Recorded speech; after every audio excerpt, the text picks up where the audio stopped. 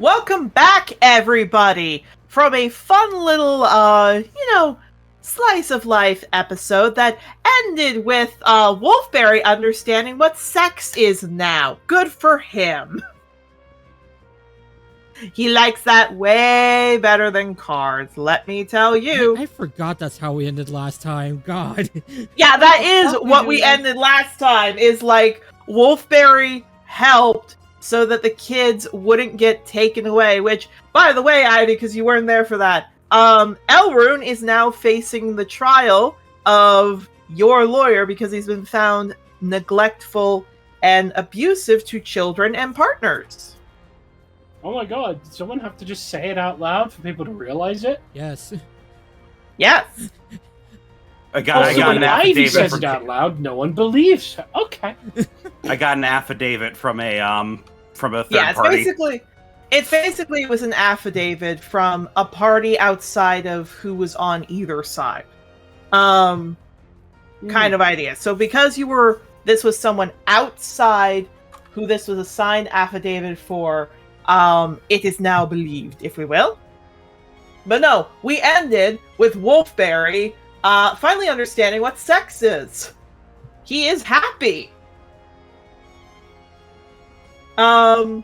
Alternatively, Mabel could have just shown him Balatro, and now he has an entirely new idea of what card games are. Oh god. Balatro does not exist in this world. Yet. I feel like Yet Mabel is would a be keyword. really good at Balatro. I have no idea. Mabel, why have you been playing Balatro for the last 3 hours?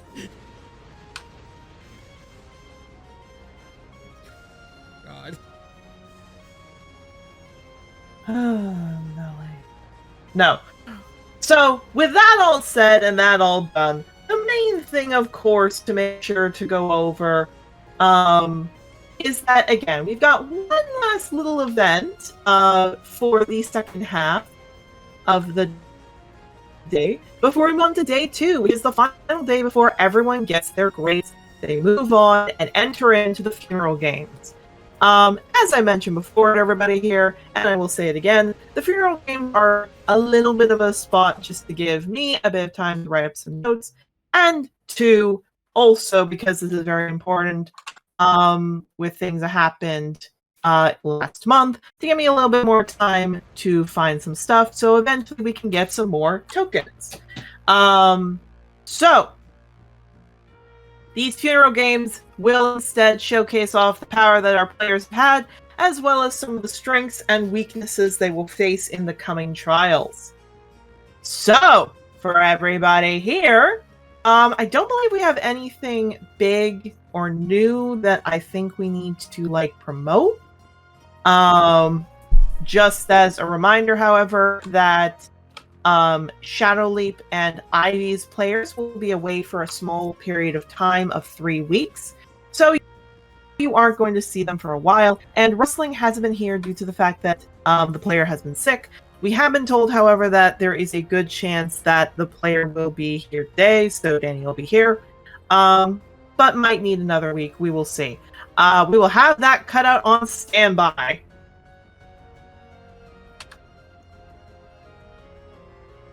But for everybody here, are we ready to go?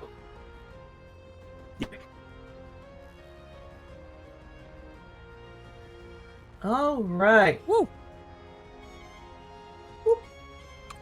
So, with that all said and done, then it's time for a bit of a warning. Trothar Chronicles is not intended for young audiences. There are themes such as gore, violence, hi, Percy. Hi, you do this now. The Embog has come Hi, to say War, Percy. violence, pets. Well, technically pets, because you guys have animals. Hi, Percy. He Okay. has declared he would like affections. Nah, he's just trying to figure out why the door's closed. God. Affections. Okay, so, as I was saying, Trothar Chronicles is not intended for young audiences. There is violence, sexual assault, trauma, animal abuse, Greek-inspired incestuous thoughts and themes, but never actually played out. The event that will happen in the current week, specifically for this week, the concept of funerals as well as mortality will come up a bit more.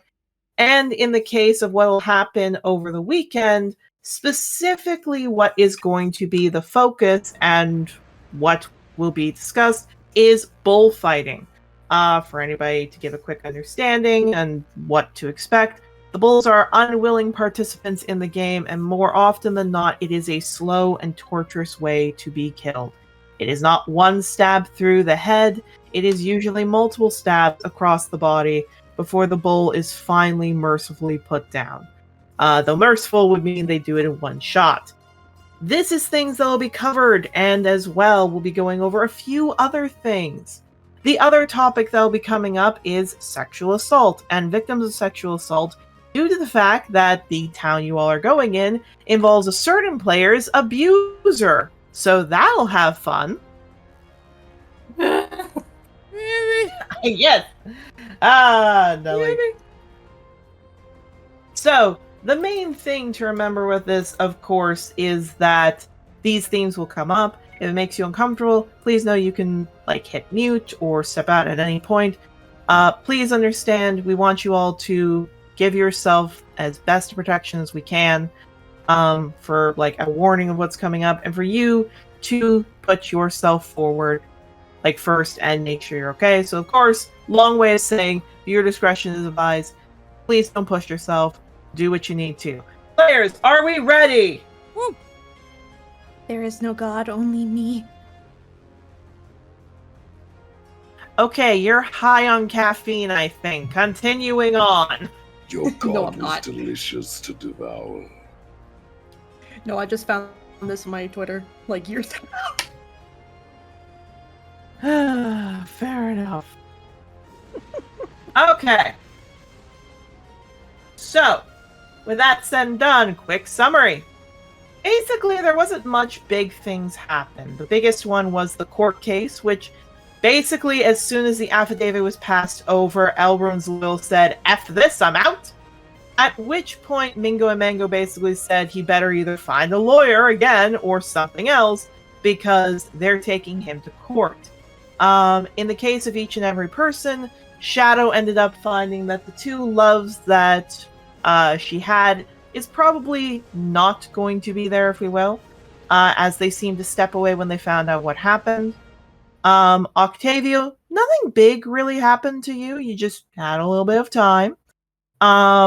Ivy, the biggest thing that happened to you specifically was the court case. Yarrow, the biggest thing that happened to you was wanting to go to the after-school club, the council, as well as getting a little bit of time to talk with a few people. And Mabel, the biggest thing for you, again, was the trial. A very short, quick out-of-court trial, if we will. However, both of you, in the case of Ivy and Mabel, still have to deal with the the social worker, basically, to ensure that this is still an appropriate house to have this in, so things will still happen. But overall, now we begin the second part, starting off with a little, interesting time for a soggy boy.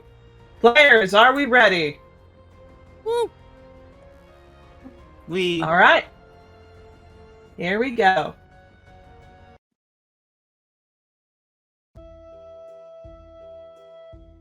So, let me explain what happened. Ivy, you are in bed. Octavio, you are in bed. Shadow, you are in bed. Mabel, you are in another person's bed.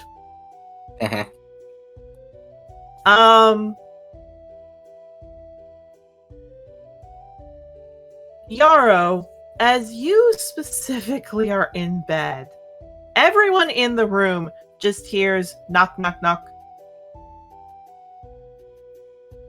Mm-mm. You hear it again. Knock, knock, knock.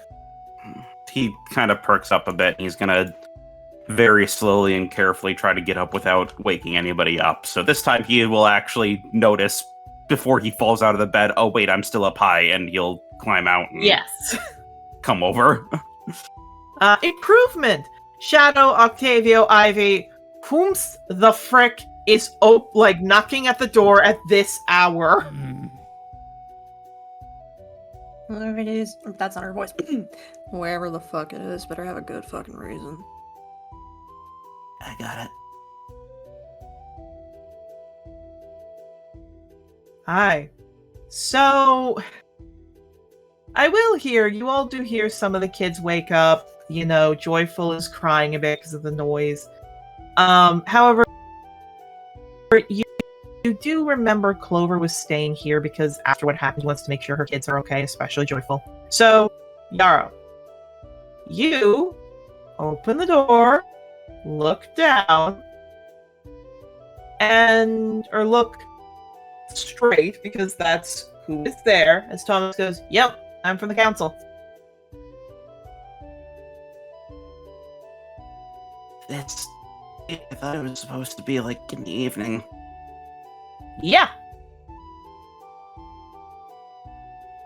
This is the middle of the night. Technically that counts as the evening. I don't know. Come on. Okay, give me a second. Just Gives a nod and walks out. Mara's Rosa gonna- follows. I was gonna say Rosa follows after you, walking along. Also, god dang, the internet keeps saying it's going bad for a bit. You guys least are on Discord. you guys are roboting the hell out for me. I'm not Yeah. gonna lie. Same Both- here. Mm. Both you and Freya. All right. Okay, I didn't know if that was just a me thing. Fair enough. Next time, give me a heads up when it starts roboting. Okay. Hmm. I'm going to hop out and hop back in just to see if I can fix this a bit. Hun, you do the same. Everyone, nothing bad. You can interact for a bit. You can say whatever you want now. There is no God, only Discord, me. please. Well, Yeah. Is it okay? I'm still seeing the thing. I can say whatever I want. No. baby, no. Keir Starmer's a fucking piece of shit prime minister. Babe, no! No, you bought the politics in it, no! Okay, that's a phrase to come back to. Hopefully this helps. I will say, if it doesn't, please I just was send something in responses. I thought it was my internet there for a second because I've had to restart my Yeah, computer same. like 3 times a day.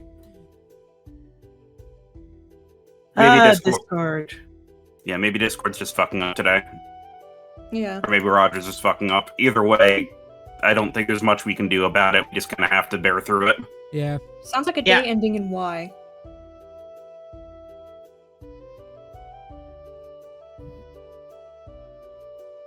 Because I don't think her having proximity to the router is changing anything. Because we're still both on Mhm. Wi-Fi. No, it might just be a Rogers thing. Yeah, my Hi. Dr. Rogers. So I will apologize to everybody here. You're going to hear roboting stuff. I'm very sorry about that, but there is nothing we can do. I'm really sorry about that. Mhm. Hmm. All right. So once again, Thomas walks off. We'll say this because Shadow, Octavio, Ivy, you all are there. You may indeed interact.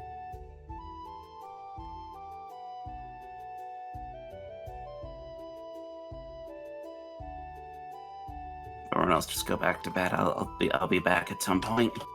Where the hell are you even going this time? Well, this was supposed to be for the New Age Society Club, so I don't know what's going on. I was told it was supposed to be a debate club. That meets at 3 o'clock in the morning. Not 3, it's just 12. Like, roughly 12 at night. Still too late. I don't know. Cedar just said that he was going to pick me up at some point in the evening, and he never contacted me, so I don't know. And specifically, he's not going to put on his Dracodale uniform. He's going to put on his normal clothes. Fair enough. Hmm.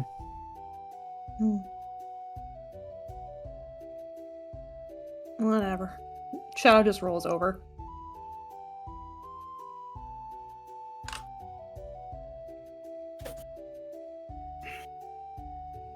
All right. So, let me explain what happens.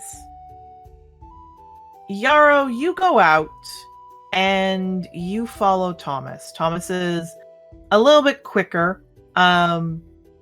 You don't think this is necessarily good because Thomas has to keep poking his head around the corner to avoid the, I guess not guard staff, but students who basically are just trying to make sure everything's okay, so they kind of go around quick.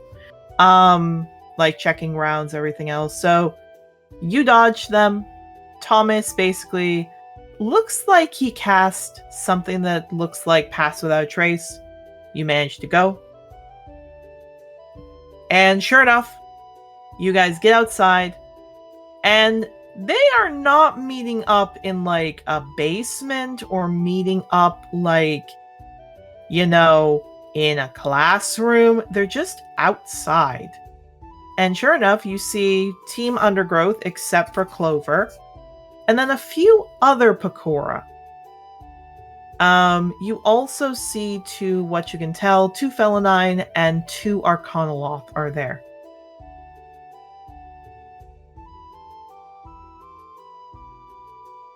Yeah, he walks up with Thomas and kind of looks around. Okay, this isn't what I was expecting. Yeah, we just do that so that the school doesn't suspect anything. And he walks. What would they be suspecting? Thomas just smirks and stands beside Craig. Sierra clears his throat. Alright. So, he looks over to Craig. I like leaves. Craig goes, well, I like berries.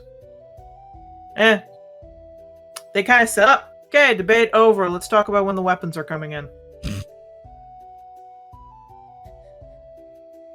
Excuse me? Yeah.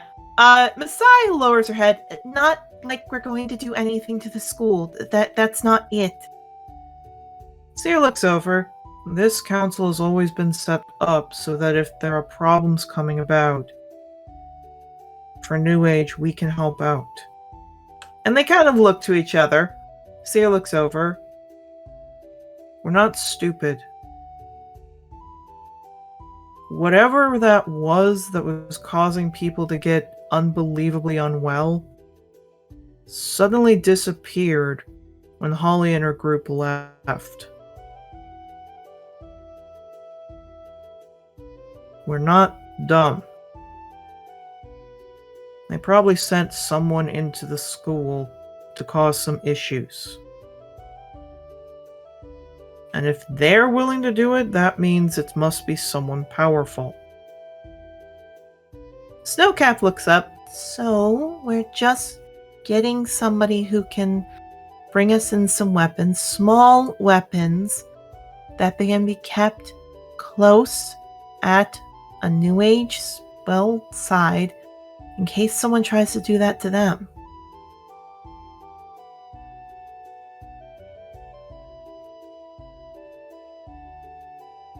So we're trying to give other New Age students the means to defend themselves? They nod. But not everyone has those supplies. Masai looks over. Plus, to be honest, we still have to get the knives. They nod.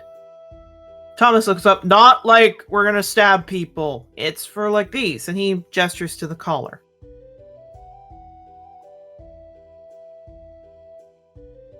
He blinks at that and looks at the collar. What? Okay, so you haven't been to Grove yet, so you don't know. But, like, here's the thing. Every doctor across the entire world have these special silvered knives that are able to cut temporarily the collars for a period of 24 hours so they can do surgeries and stuff, you know?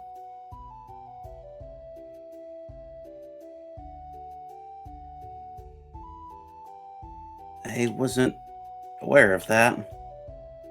Hey, Yarrow, roll a history. Yeah, I was about to say, he was just about to try to think about something.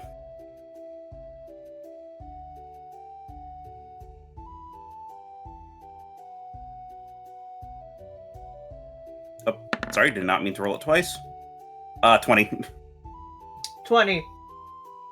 Your mom had a silver knife.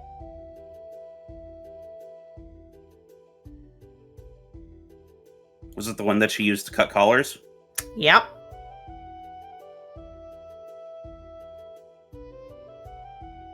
He thinks about that for a second, and then he actually appears a little bit lost in thought a bit. As he kind of looks like he's zoning out and thinking about something else. Yeah, as that happens, suddenly, like, you see someone jump up and, like, clap very quick in front of your face. It's Thomas. He goes, dude, pay attention. Sorry. They nod. He looks over to all of you. Seer goes, okay, but as I was saying, the knives only allow 24-hour access, then they have to charge for a while. Or the collars have to, at least. We need to test to find a way to get these things off permanently. Masai looks up. I still don't think that's a good idea. At which point other people, like, look annoyed. Mostly the other Pecora, the Arcanoloth, the Felinine. However, Cedar does give them a glare because, again, Messiah's in his herd. And he looks over. Why? Say your plan works. Say we actually find a way to get these off. You know Ulysses can see us. Yeah, that's why we have it during the night. No, what I mean is... You know Ulysses sees it and will come after us. And then we'll find a place where we can go. And he looks over to a Pecora that you specifically see, Yarrow, appears to be kind of very small, so probably a dick, nods and runs off. I found someone here who says they can help us, and I want to listen to them. What are you talking about? Just hear them out. I was in Grove when it happened, and I think you all gotta hear this. And I'm changing music.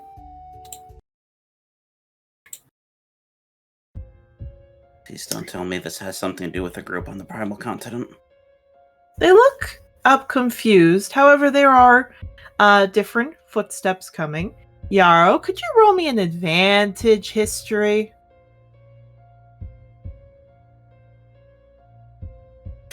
Oh god. That's a 16. You don't really recognize them, but you recognize the clothes. Those are the garbs that your mum and you would wear for temple outfits.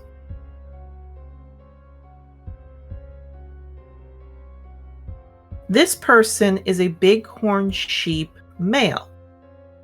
Very well groomed, very everything, and he does have a collar on.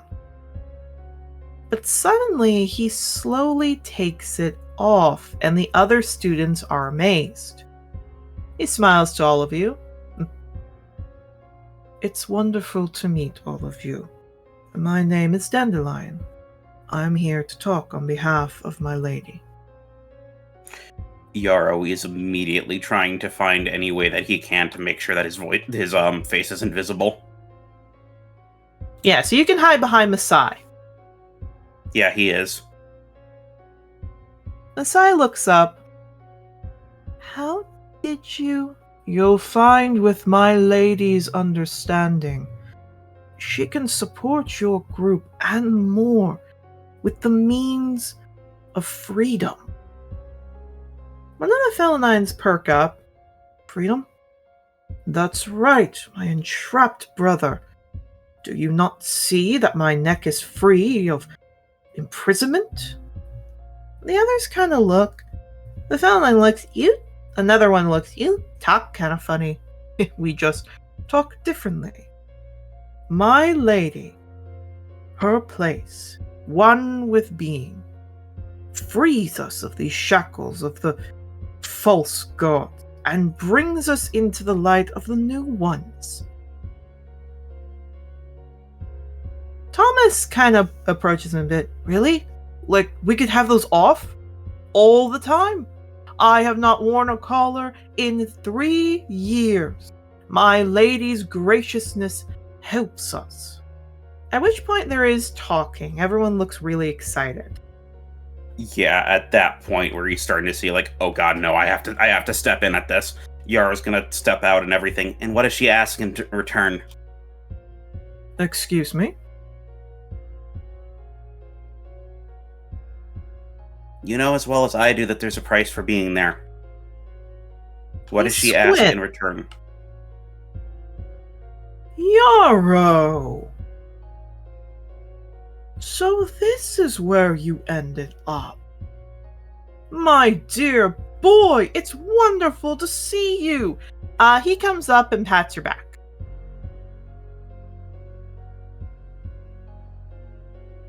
He just kind of takes it for a second, and then he's going to look over at Team Undergrowth. Remember when I said I grew up in a cult? At which point they all kind of perk up. The other Felonines and Cores look up. What do you mean? He's using a poor word, and I am so sorry you feel that way, my child. And he puts a hand to his chest. What happened that day, your mother is so dreadfully sorry it happened, that you thought her teachings were some ill-provoked.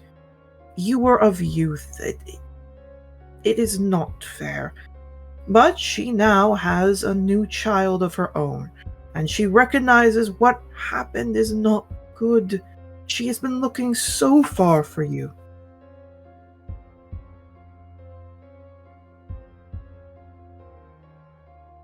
He kind of squints his eyes a little bit as he looks to him.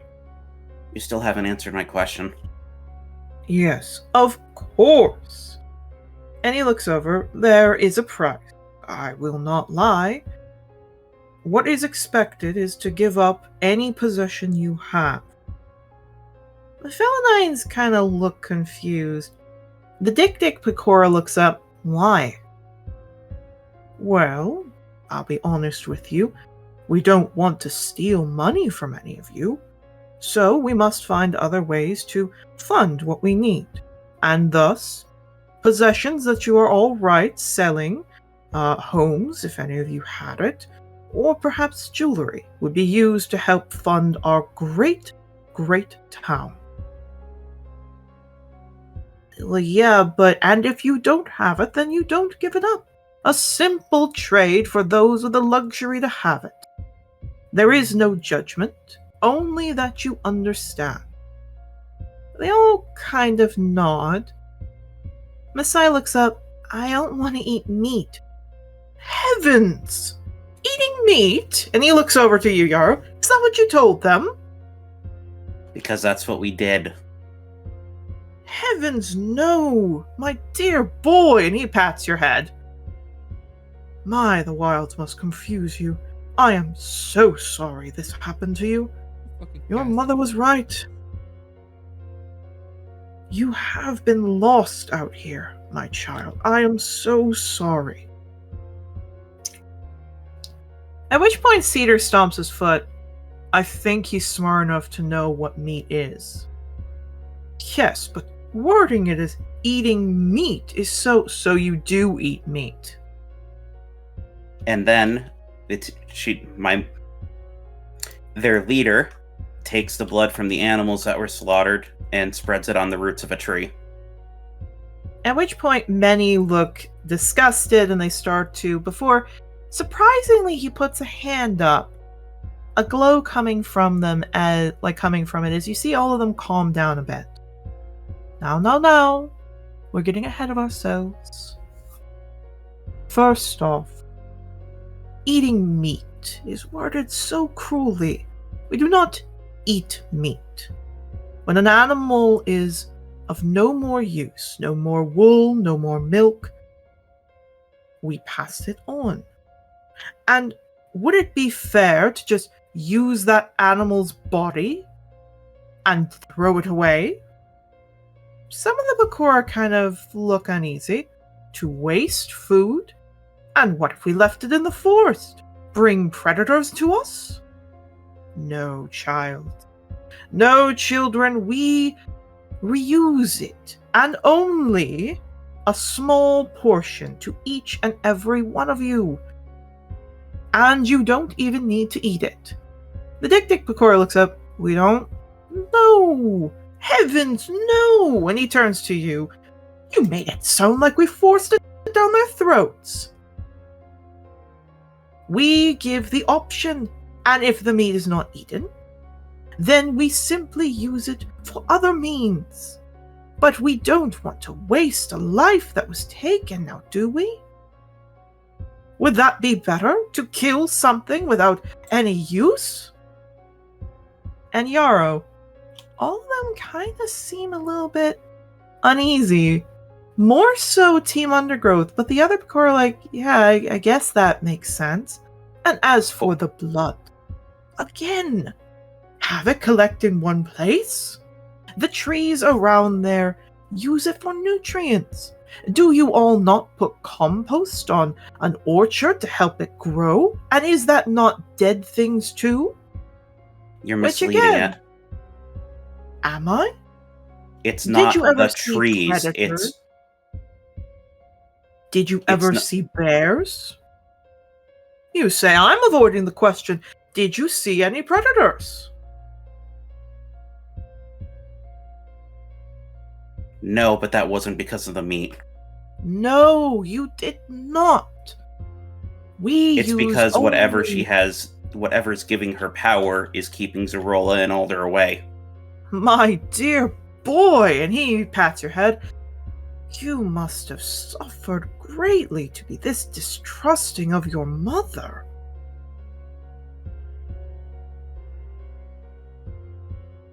To You mean scorn the Methuselah's one rapist? to scorn the one who birthed you. I am sorry you have fallen this far, my child. Was there a reaction from the crowd when he said that? Yes. Which people are confused. Again, he's a sweet talker, but they're also confused about you saying that. Crag starts to look like he charges and gets ready. However, he does turn over. I do not know or speak of her words. If that is true, when he looks over to you, then I am sorry that is what your father went through. I have not been here long enough to know. But again, he looks at Crag. Would you really hit someone who just was here to give you help when he had no business? And again, he looks at Crag. Is that what they taught you to do in the pit, my dear son? Crag immediately stops as he looks panicked. I think you've worn out your welcome. Indeed. Please know, your mother has been looking so far for you. I will be happy to tell her you are here on the Isle of Angador. She will come see you soon, no doubt. For the rest of you, and he turns, there are some sacrifices, but more treasures. Should you come with me, I will be leaving in a week's time. Please come to Grove, if you wish to find peace and solitude. Please, meet me in the back alley of Clover's shop. and I will see you there. He walked. May the light of purity find you true. Many of them see him disappear, putting his collar on and tying it with a little bit of string. At which point, as soon as that's done, Thomas is like checking over Craig as a Snowcap, and Masai and Cedar are checking over you. I'm fine. He's gonna push himself a little bit forward so he can stand like in the center of the group so everyone can see him. I understand that what he said and how it sounds and that the prospect of it might be good. I cannot state enough. It's a false light. The reason that there's no predators is because the animals don't dare to tread there.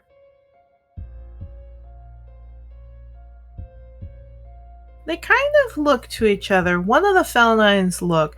This one, by the way, is small. It's a Jack Russell with specifically what looks to be a... I don't know the term for it. I know the old one was a Siamese cat. That's not what the term is. I can't remember what the term is.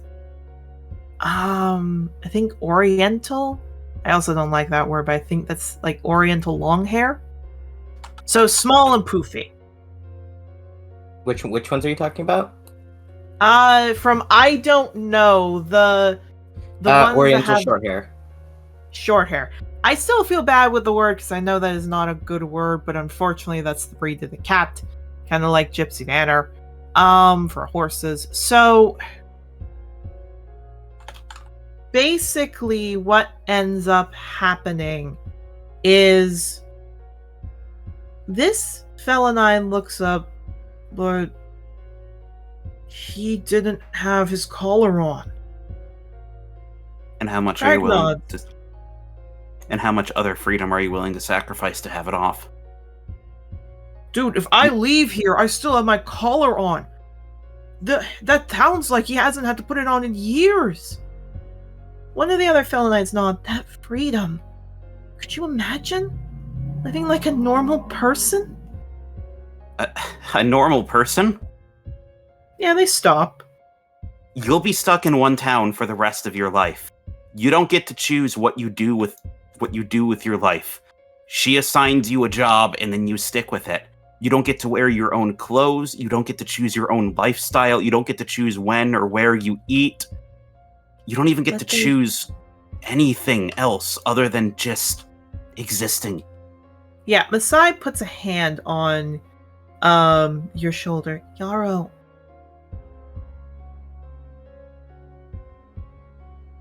He takes a deep breath and looks. Look, I'm sorry. I know it sounds too good to be true. And that's because it is. I want my collar off as much as anyone, and he reaches and he tugs at his.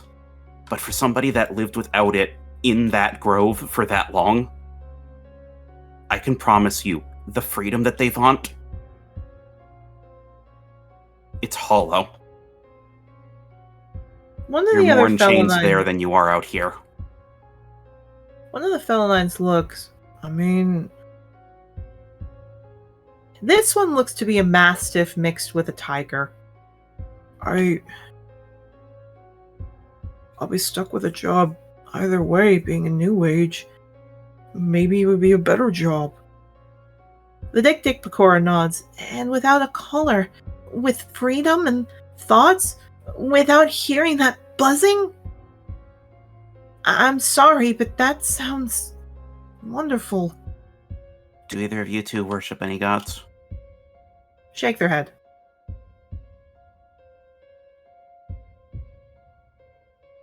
Do you like the ability to, if you are in a trouble, to be able to walk into a god's temple and seek sanctuary and seek aid?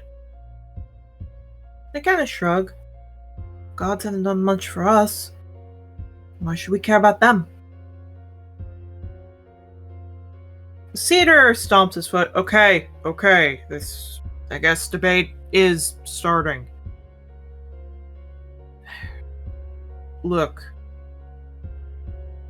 I think the clear answer here is that if someone lived in that place and then doesn't want to go there, I think that's enough of a warning that it should not be there. The Jack Russell Oriental short hair fellow looks up. I don't think that's much of a thing he should say. He said he was misguided, and he also said you had to eat meat. He kind of perks up. I'm fine with that. It's just you, Bakura, who are fussy about it. The Bakura start to, get angry. Some of the Felinine, however, look at them. Eating meat's fine with us. It's you all who don't care for it. I have butchered animals and skinned them and prepared them to be eaten when I spent time with Zorola's Rangers. And I've done it there. And I'm telling you right there, whatever is going on with the animals is wholly unnatural. The Felines still don't look it. Cedar looks angry. However, it's Snowcap that comes in. Hey. And she kind of gets at the level of the two Felinine. I know it can be scary. And I bet you really want some freedom from the noise. They nod. I do too. But there's wisdom that comes in with others. And you're right, maybe you'd be fine with eating meat and giving up your possessions. But I don't think you can see your family either. The Felinine kind of looks. Yeah, the Felinine looks over. No. Once you go in and you give everything up to her, you are stuck there for the rest of your life and you will never be able to contact the outside world. But again, this Felinine looks down. But I could bring my family, and that's very fair. You could. But then they wouldn't see any of their friends, and neither would you. We like spending time with you. Wouldn't you want to see us? The Felinine nods.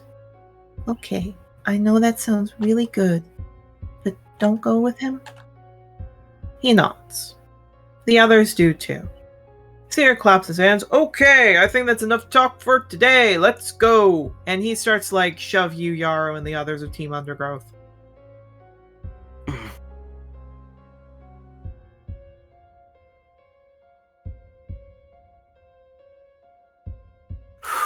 I did not want to say anything because he's probably going to report back to you.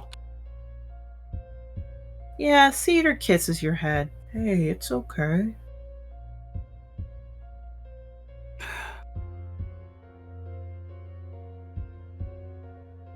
I'm just worried for the safety of my family. He nods. However, I will say this, Yarrow. Though it seems like you said some good words, you even see Cedar and Crag and Thomas, and Snowcap beside a lot of them. Though they understand and trust you, there's a sense on their faces looking to the left and right. They still would want to go. The desire sounds amazing.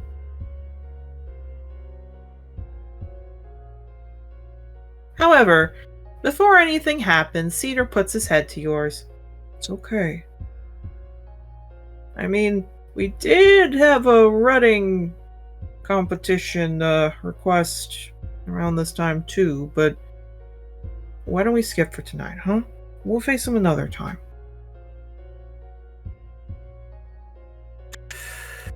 He takes a deep breath and just kind of tries to center himself.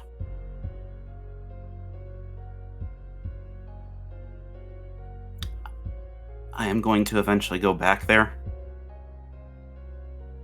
When I do, I'll figure out what she's doing to the knife to make it be permanent. Okay? They look. And they nod. Cedar smiles and nuzzles your ear. Come on, let's head to bed. I don't know if I'm going to be sleeping tonight, but sure. Yeah, Crag walking up to you gives a punch.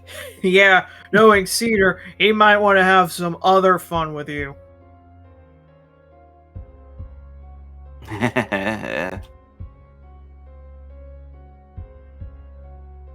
Yeah, Cedar doesn't say anything, but he does nuzzle your cheek. I mean, if you're okay with it, I wouldn't mind.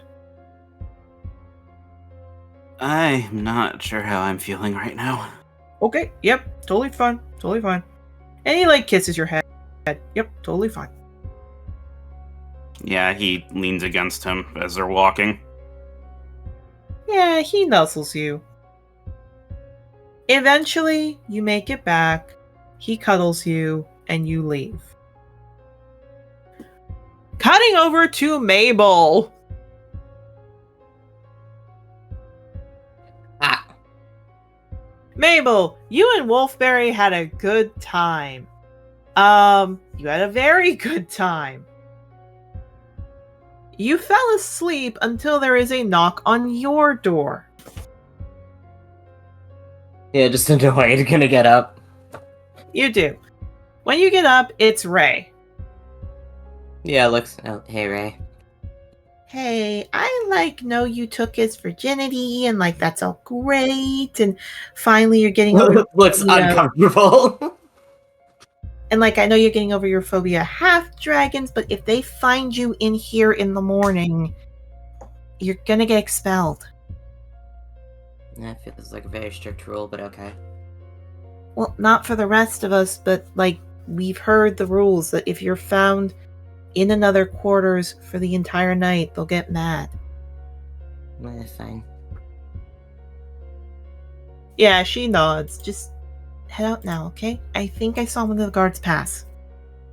Yeah, no, it's just gonna go. You do. Ray looks over. I'll tell Wolfberry, okay? Nods. You leave. As you leave and you quickly head out and you just almost get to the other side, could you roll me a stealth? Moment. The good news is you're probably not wearing your armor right now. This is true. I'm still not good at it. A flat is better than disadvantage, so 12. 12. Yeah, no. You get across and you think you're being sneaky before... Hey! Yeah, just looks. A Dalmatian gnoll with a specifically gem dragon outfit on. So a higher ranking student comes up. What's this? I'm just going back to my dorm. He kind of looks down. You're not supposed to be out of your dorm at this time. Okay. I'm gonna have to write you up. And he starts to pull out a small piece of paper. Mabel just sighs alright. I'm not usually having to write any of these up. I already wrote 2 up. Fun. Yeah. Look, I feel less bad doing it for guys and girls, I already had to do 1 for a girl already. And he writes and hands it over to you. Okay. Before you go to breakfast, go to the library and pay 2 copper. And he walks. Now get back to your room. Okay. Yeah, just going. You do. You head back. You get into your room.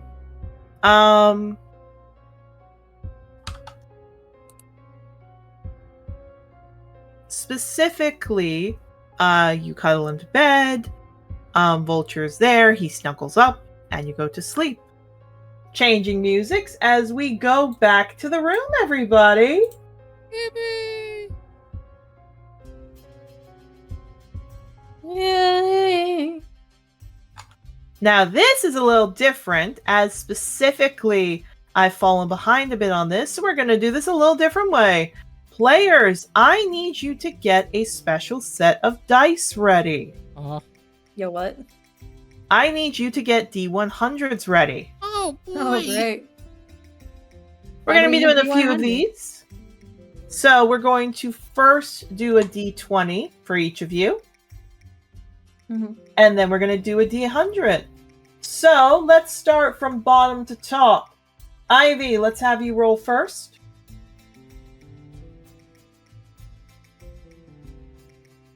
So roll your D20 and then your D100, please.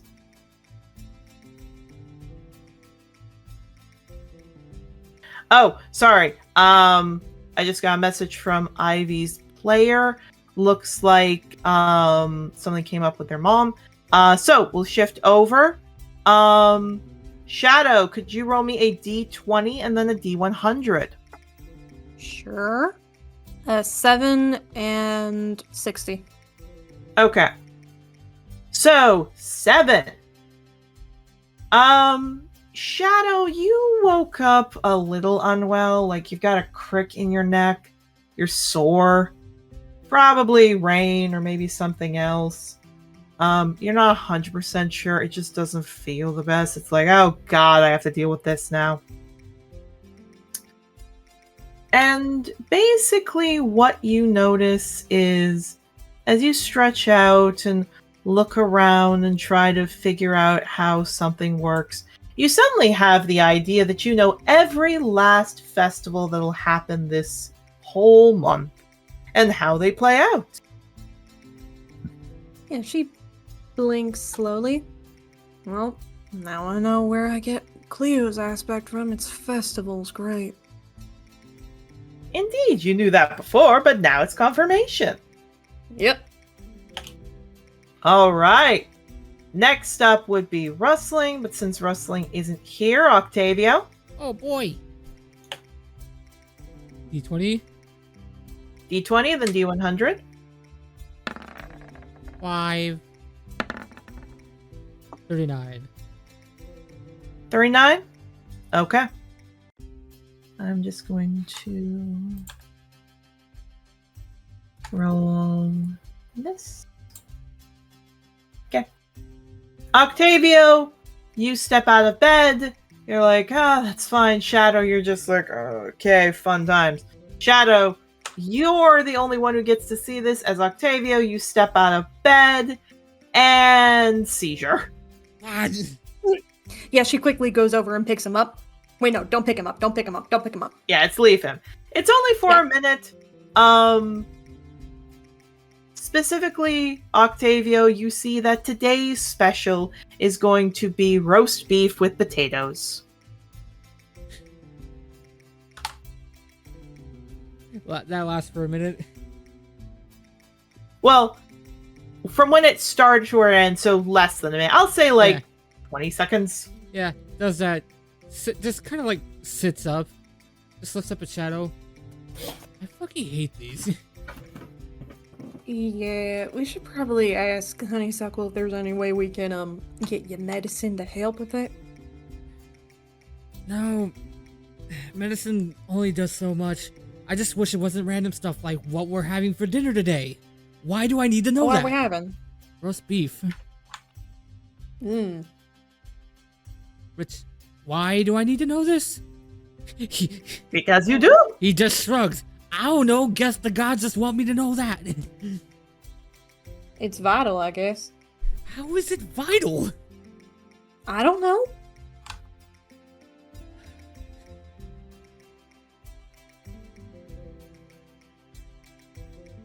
Hopefully that's the only one for today. He says as he goes over and knocks on any piece of wood that's near him. Fair enough. Yarrow, D20, D100. Also, for your D20, Octavio, your scale's still dry. Feels like you're shedding a little bit. Huh, okay.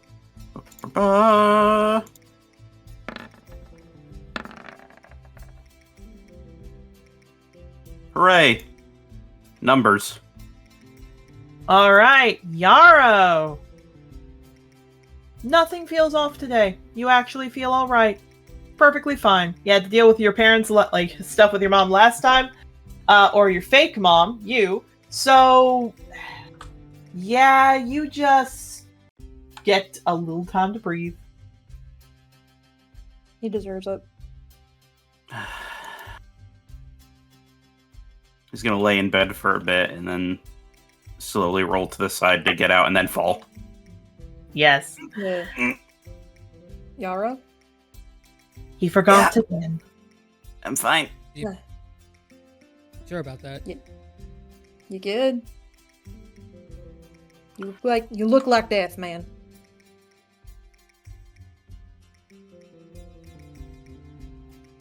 I have some things to tell everyone when they're up. Let's hope you get up Right. first. Thank you. Yeah, go over and help.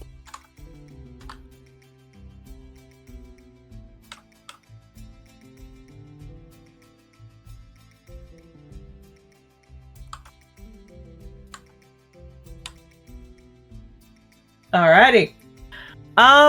Mabel.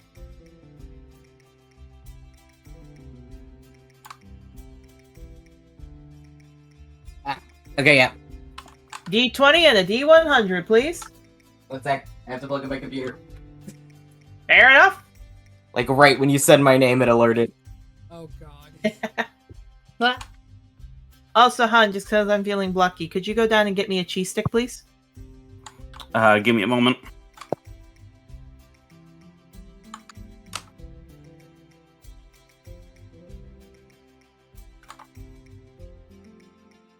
Eight and 62. Okay. 8. Mabel, you're starting to feel a little, like, aches in your muscles and your bones. Jokingly, having sex will cause you chronic pain the next day, apparently. I was like, oh boy. However, with 62, you once again shake yourself off, stretch, try to figure out what's going on, and as soon as you do that, you're in a little raven form. They're just like, oh, thank God, this is better. Oh, he's an owl now. That's not What? you. I No. mean, Lorelei child, I guess. Shadow, do you need your eye checked? He's a bird now. She points to Mabel. Not an owl. Oh, I said an owl, didn't I? Yes. The Was player that- blanked. The player completely blanked. I'm not even gonna lie. The player just went forgot birds. Shadow, go back to sleep and wake up again. You've already messed up today. Try again tomorrow. Yeah. I'm gonna go give myself a swirly. Sometimes you need to just go, it's done, it's fucked. Yeah, it's done. So, We're sometimes done. it's We're easier here to now. just restart the day. Just lie down, like close your eyes for a moment, and then get back up. No. We're here now. We're here now. We're rolling with it. Some days you just have to say, fuck it. A la lazy purple. Yeah. Just go fucking fuck it. We're here now. No, Mabel's just gonna Yeah. chill in that raven form. This is much better. This is preferable. Yes, Raven, except Vulture, who woke up, sees you, and he starts to, like, go big-eyed. Yeah, just squawks at him like, fuck off. The problem is, he doesn't understand squawk, so he's just, like, flicking his tail even faster. Vulture, that's Mabel. Vulture looks up, looks at you, looks at Mabel. He looks very upset as he, like, snip. Like, he does a little, like, sad meow as he nuzzles the bird. That's my dad. I will accept this. However, Vulture then perks up as Rosa stretches out, and he does care about you. He nuzzles you, but then he goes over to Rosa because he did knock her up. He did fuck. Mabel's like, at least he's a responsible father. He is, especially because she looks to him up and down, and then Vulture, like, goes off, and 5 minutes later, he comes back with a rat. So he went into the bathroom, he comes back with a rat, and he hands it to her. Shadow blinks.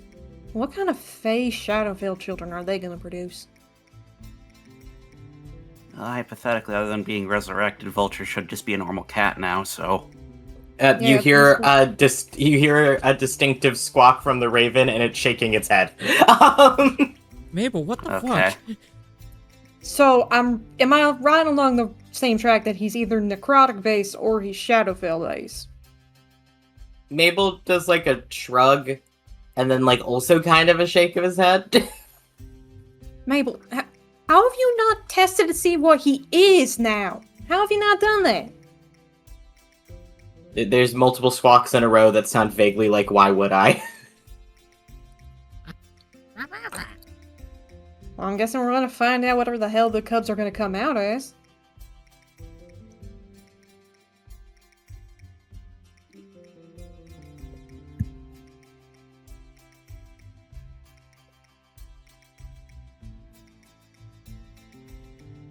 And no one has any rebuttals? I don't think we can have any rebuttals to that. It is something unheard of before. It's a new species. A phalanx and a whatever the hell vulture is. Science. That's just a little dude, and sometimes that's all you need to be. A little dude who fucked his giant wife. Look, he climbed that mountain. He gets babies. Mm-hmm. That's what I feel like whenever I look at a Pomsky. I'm like, your dad must have been a lucky fucking Pomeranian. I will say Pomskys are always artificially inseminated. Anyway, Damn! that is not ever a natural breeding. Ah, fair. Oh boy! But thank you for the science lesson. I'm looking for the one fucking.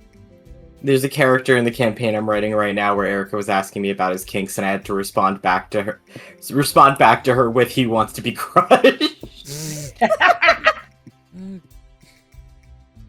Look, all I'll say is Vulture saw a tall cat, and he's like, yes. He just went, yes. Anyways, this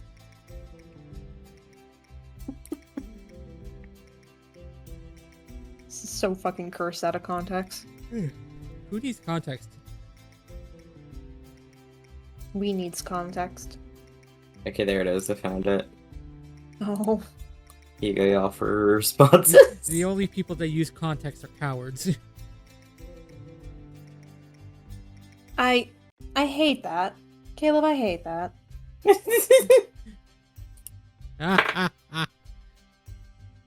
Doodle, you're so cursed. Why are you like this?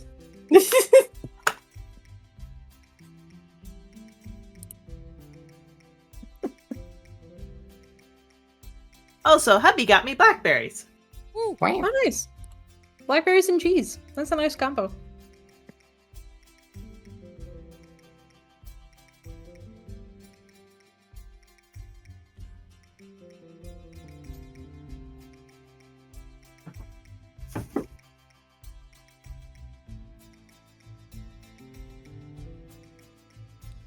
So,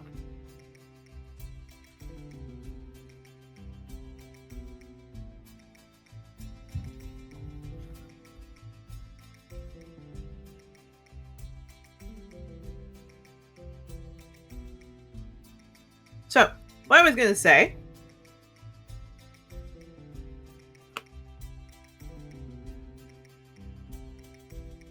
he is a very responsible father. Because I'll say this, Mabel.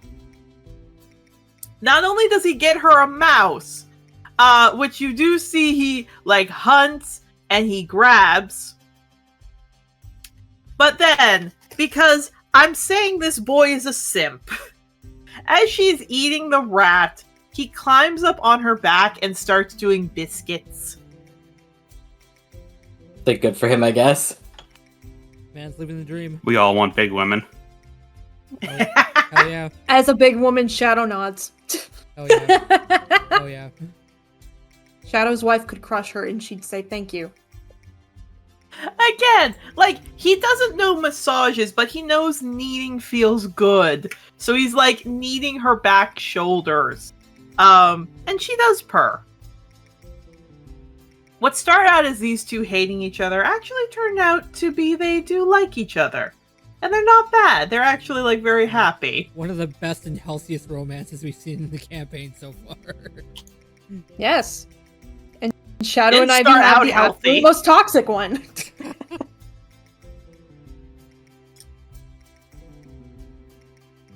So, So fucking for toxic. some fun to figure out what they could be, I want everyone except Bird Mabel, because he was described this, to roll me a nature on what could come between them.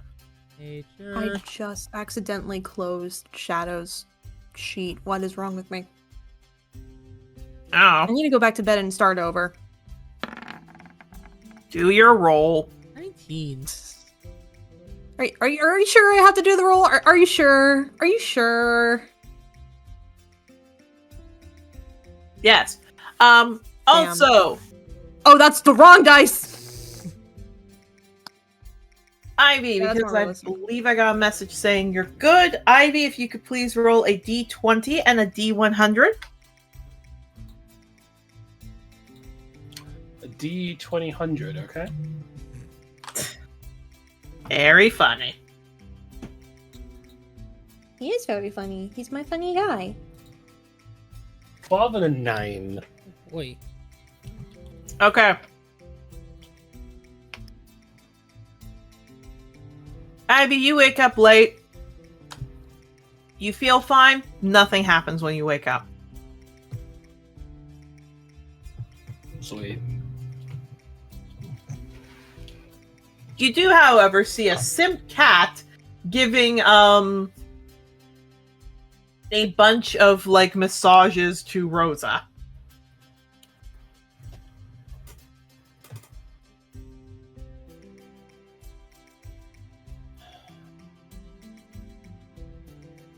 What a morning to wake up sober. Okay. So, Octavio, Yarrow, Shadow. Yarrow, you do have an idea that it definitely is going to be a new species. The Fae and the Shadowfell don't mix. This is brand new territory. You have no idea.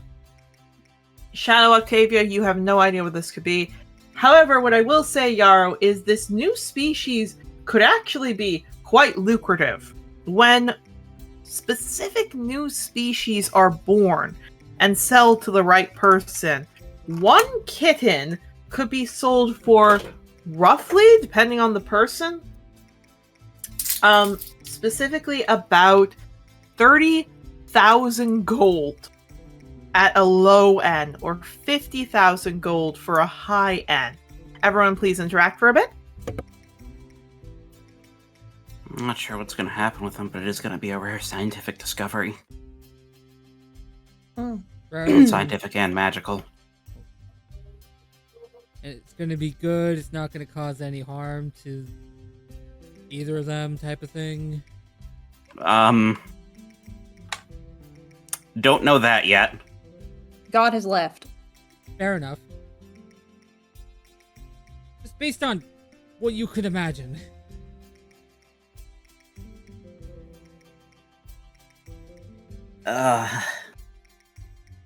Well, No harm. Thanks, yeah, God. probably no harm. I mean, if I was born in the same, if I was born the same as two other siblings that were connected to, the Shadowfell and the Celestial, I think we're fine. Well, that's good at least.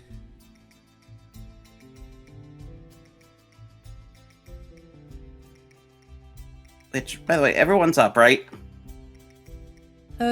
Yeah, I think just wrestling, but wrestling might need a slow start for the day, honestly. No, I think Okay. she's just a cardboard cutout right now. So I think it should be fine. Yeah, no, she's looking What are you fine. talking about? Wrestling's right here. Just pats her on the back and she falls over. Okay, so two things very quickly. One, people from my old home are trying to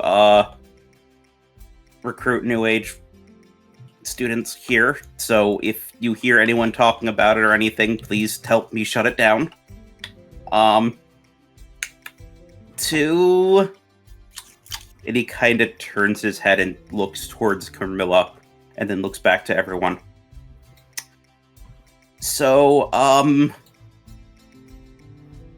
am I gonna say this? From where Carmilla the Cactus is, that all of you hear, hello. Octavio looks at Yarrow, then looks over towards the cactus. Shadow. Fuck, I thought I was sober. Shadow You slowly are- looking her. Shadow slowly turns her head towards Carmilla. Liza talking. Hello.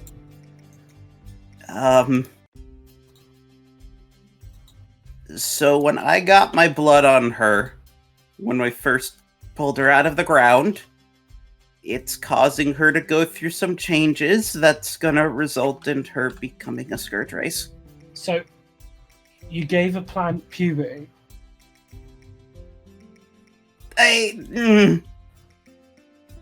More or less, I'm guessing. How am I not allowed to smoke drugs if this shit keeps happening daily? I don't know. And actually, at this point, you might as well just smoke. At this point. No. Gotta give that bastard an inch. Okay then. Okay. So, I need to figure out what we're gonna be doing with this, cause, us having a scourge race in the room is gonna cause a problem, especially when she gets out of that pot and starts walking around. Well, how long is it going to take for her to transform? So it took a month to get her to talk, if that gives you any idea. Well, it's been only a few weeks, because it hasn't even been a full month yet. Yeah, well, close to a month. Remember, you got Carmilla and Canrig. And that has been about... Yeah, but what date is it now? October 1st. Okay, Right. so that was... Okay, yeah, that is close to a month. Yeah, you basically got her pretty much on the 7th of September. Alright.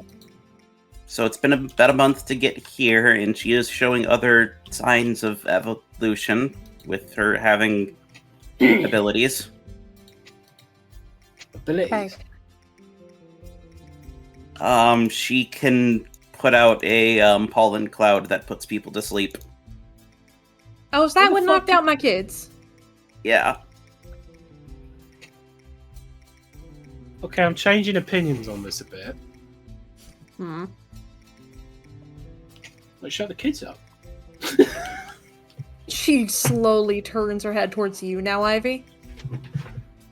Alright, Not I get you. don't doing like that to the kids, children. alright. Okay. Oh my Maybe god, guys, you I was should do- fucking kidding. Jesus Christ. Well, All by right. whatever Jesus equivalent there is. Okay. I think maybe we should tell Shepard, or at least telling the professors about this. Do we really want to say something at this point? Because they may just sort of mimic spraying pesticide. Maybe I should talk to my dad. At which point, a sad sound that goes, hello? Hi, Carmilla. We're Hello? just talking. Hello. I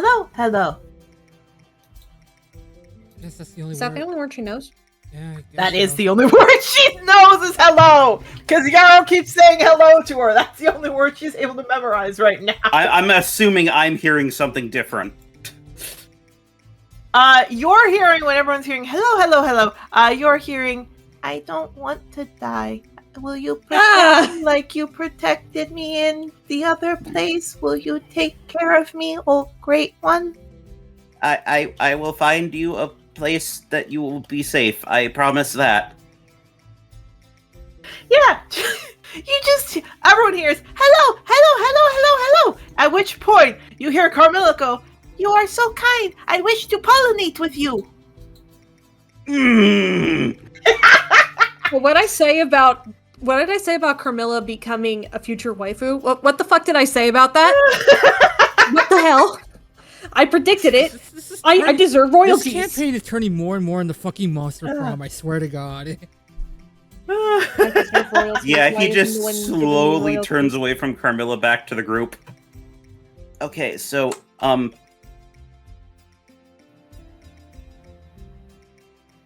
Oh, I have an idea. What?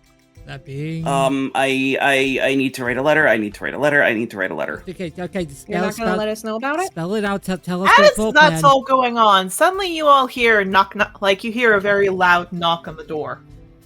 I got it. Yeah, she goes over and opens the door. There is a lady there.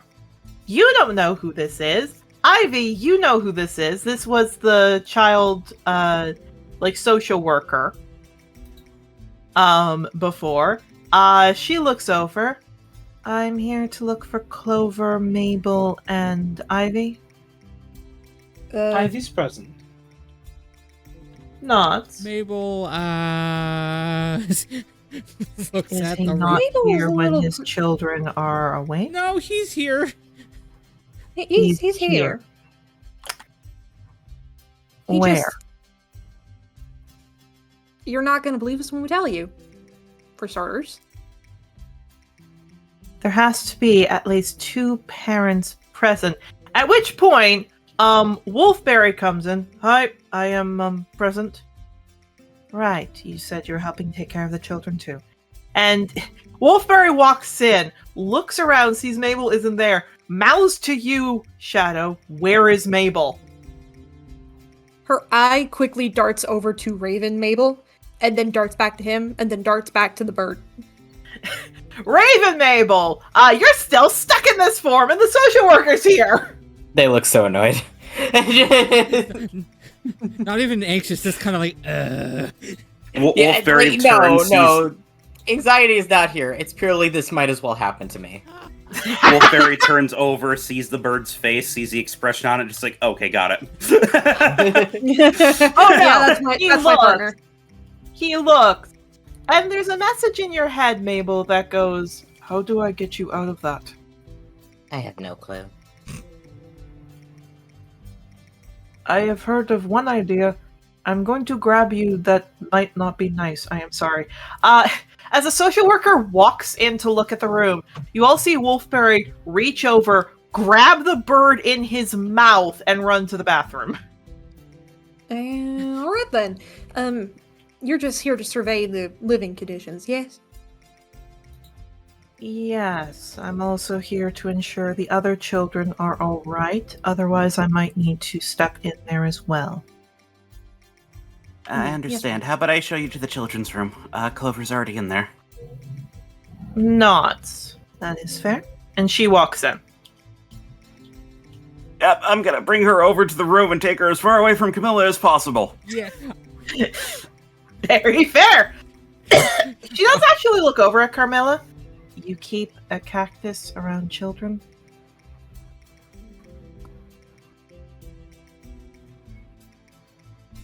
We make sure that her needles are trimmed back so nobody can hurt themselves on her. Very fair. She looks over, and Thistle, the porcupine, like, the cat she seems fine with, but the porcupine, however, she looks down. Thistle climbs up to you, Shadow, and is just eating his snack. Looks dead at you. You keep a porcupine near children? She just has a blank stare. She doesn't know how to respond to this. She just has Thistle on her lap. She doesn't know how to respond. Trust me, Thistle is completely docile. I don't know how much you heard about the reports for the other children or for Mabel's other roommates, but I'm a druid and I make sure that all the plants and animals are perfectly safe for the kids. You can control him. He looks over to Thistle. Thistle is eating his apple. He's happy. It's not like you need one. It's much more easy than you think it is. Demonstrate. Oh my god.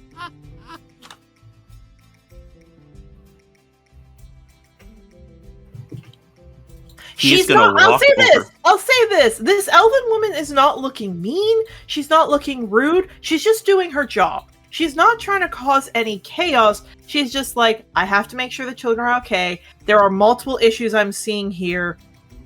Are the children okay? You say you can control it, control it. Hold on, I gotta see what's in my inventory right now.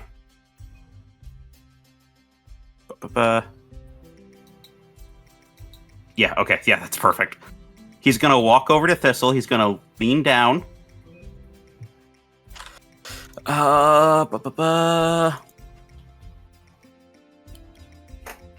Yeah, we'll do that. We'll do. No, she's an elf. She'll get that. Fuck. Okay.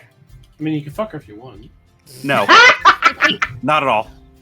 In giant, because it doesn't matter what language he's speaking for the animal talking. In giant, he's gonna say to Thistle, I'm sorry to interrupt your meal, but if you turn to me and stand up on your hind legs when I raise my hoof, I'll give you another apple. In giant behind you. Interesting bribery method. And just keeps writing. Just nervously sweating. Shadow's giving you the hardest of looks right now. Ivy's just sort of here. She's just sort of like, oh boy. Like, she does not want to be here. Oh, she actually switches to Tabaxi looking at Ivy. By the way, I see you are clean. I'm seeing no drugs in the area. You are excused for the day.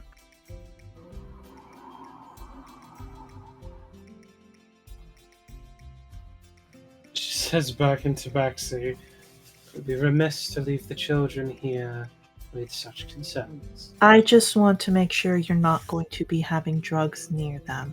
You gave up the right of your child, or the child, so I am not seeing if you are a good parent. I just want to make sure you're not smoking or having drugs near them. Besides, I will be needing your statement later in the day on Elrune.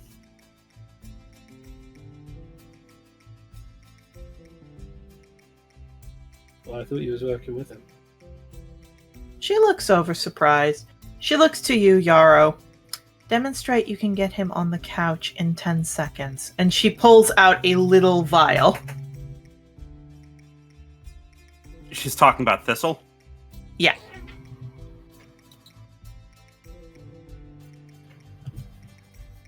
He's going to quickly just be like, he's gonna switch to Primordial now to hope that she doesn't speak that too, but Okay. he's gonna look down to Thistle. Hey Thistle, if you follow me to the couch, I'll give you another apple. In Primordial. Again, nice bribery tactic. He is going to ignore that, and he is going to walk over to the couch, and he's going to put an apple on the couch. Ma'am, you're To be not fair- helping. Thistle looks up, looks at you, still eating his snack. You're not my owner. And just keeps eating. Shadow stares at that. This'll get on the couch. Thistle looks to you. You can't understand this, Yarrow. You can. You're not my owner. And keeps eating. Which I am your owner, the fuck? No, Bayless. you can't understand him because Oh. this is my ability. No, I'm saying that as out of context. I'm like, the fuck, Well, I am your remember- owner. Remember, you are technically his owner, but there's someone else who found him and begged you to take care of him. That's Vales. That's Vale's kid. That's Vale's pet.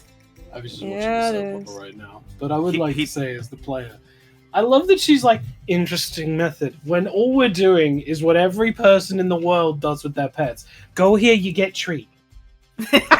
Yeah. He like stops for a second. Hold on, let me get her actual owner. Vale? I will say, Thistle looks up. I'm a dude, and he His look. Oh, sorry. Yeah. that was a player mess up. I did not remember. Fair, no worries. Yeah, Vale looks up. What's wrong? Thistle! At which point, Thistle, like, hops off Shadow's shoulder and, like, lumbers over. Hey, you ate your apple. There's another apple there. Could you go do it? And he like very quickly goes over to the couch and starts eating. She clicks See, her and he tongue. only listens to his owner, so he's perfectly behavior and perfect to defend them against threats that come into the room. Blinks. I'm fine if you need to talk to him. Next time, don't tell me he's completely domesticated, alright? Just be honest with me. Otherwise, I have to put down that you're lying in the report. So please just be honest. Of course. We have not had any incidents with any of the animals in the children, I can assure you that. She moves further down in the scroll, writes that down. Thank you. Turns over specifically to Ivy. I don't work for Elrond. I'm a social worker just here to assess the situation. I work for no one. Now, the statement that was brought in is showing me Elrond was not a good caretaker, and showing me that you seem to have the most experience with him right now. So I'd like to talk to you more about him so I can put it down in my report. But for now, I need to ensure that this is a safe place for the children.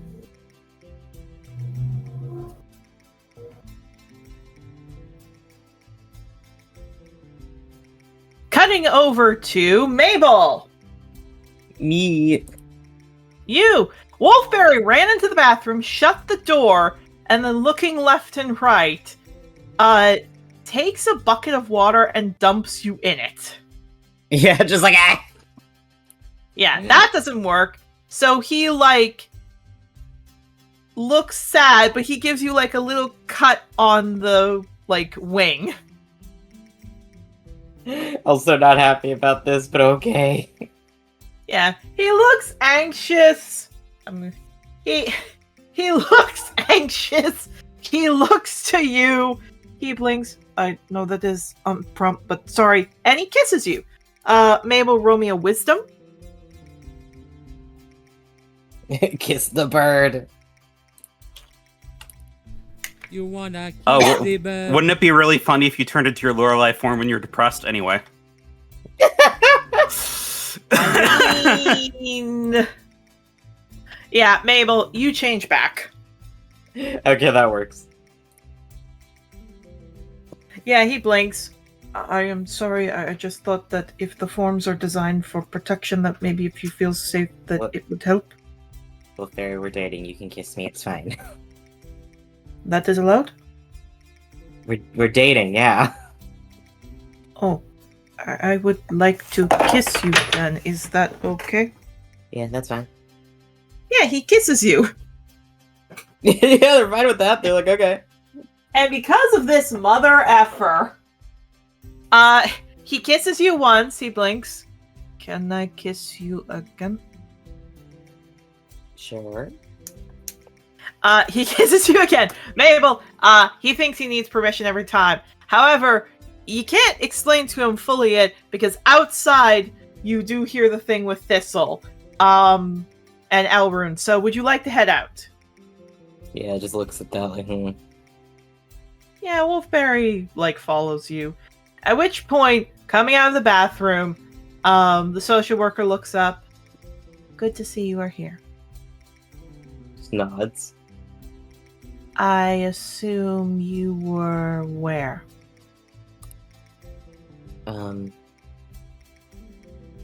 I was cleaning up in the bathroom. She kind of looks. And that is the unbelievable thing I was told that I wouldn't believe? Okay, yeah, that's fair. Just shrugs. My mom's Lorelei. I got stuck in a raven form. I couldn't get out of it. That's it. She writes that down. Alright, if you have a child, I need to see how you handle them. And she just gestures her hand. Which I'll say this, she right now is currently just looking in, which Clover is already changing the diaper of Joyful. So she's gesturing. All of your kids running to see you, like nuzzling up and hugging you and like climbing all over you. The social worker doesn't seem upset with that. Yeah, pet the kids. Yeah. Which again, Clover comes out with Joyful nuzzling her. At which point, the social worker walks over, gently picks up Gentle, who starts crying her eyes out. And then gives it back to gives her back to Clover. Clover looks confused, picks it up, cries again, does that again. Hands Joyful over to you, same thing. And just after that, hands her back to Clover and writes that all down. Yeah, just quietly watching all of this. They don't want to interrupt this. Indeed. So, we're going to start over with the least amount of kids to the most amount of kids. Shadow. Yeah. Yeah, she looks over to you. And she's just trying to see how you are with the kids. Now, there isn't necessarily a role for child care, but please roll me a d20. Okay. No! Oh, jeez. No! I'll let you have advantage. It's your kids. Thank you. I'm not Don't going to take have you my get your kids babies. taken away by social services. with a Don't knife. take my babies. Yeah, only Mabel's kids might be taken Yeah, away. some of them might. Stop it. I'm trying my best. We're trying Yeah. our This isn't good best. enough. So she looks to you, Shadow. How many children do you have? 2, ma'am. And that's all the children you have? Yes, ma'am. She writes that down. How many parents are in their lives? Just me. Looks you up and Okay. down. But, they do have the support of their grandfather to help. Yeah, writes that down. 1-to-1 ratio. Approved. She looks. She kind of looks over. And where she has gone from, like, absolutely neutral, not a hint of emotion on her face, she gets down to the kids. Suddenly you all see this, like, really big smile. Hi. And they both look to her. And they actually look excited as they come over. Can we play a bit of a game? And they nod. She tosses a ball. And very clearly, your kids play fine. She does things like toss a ball, which she's trying to see if there's motor functions. You see she specifically tosses something over in a direction that breaks something. And she looks to you. Oh, I'll go clean that up. Yeah, Oleander looks. Sorry, Mama. It's okay. Just you gotta be a little more gentle, okay? Yeah, she writes that down. All right, I have a treat for both of you. And they run over. They're ignoring you. They're running over. Yeah, she continues cleaning up the thing. Yeah, she holds out 2 pieces of sugar fruit. There you go. And the funny thing is, for everyone looking at her, she's specifically looking at their teeth. Because as they open up to eat, both of them show their fangs. So she's kind of like doing a check of, okay, how many fangs are missing? Do they look any that don't look good? The sugar fruits sometimes have a bit of a crunch to it. So, like, are they wincing at all? She seems to make a note of that. Because they're perfectly fine. She looks over to Yarrow. How many children do you have? I have 4 that are present at the school. She raises an eyebrow. 4 that are present. The other 4 are currently back in the town I grew up with their mother. Was there a disagreement that happened? No. She kind of looks. Explain the situation.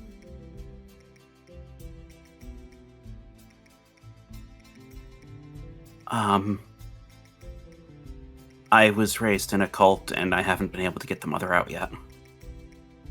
Have you been trying? Yes, I have. Can you show me letters or anything you have gotten from the mother?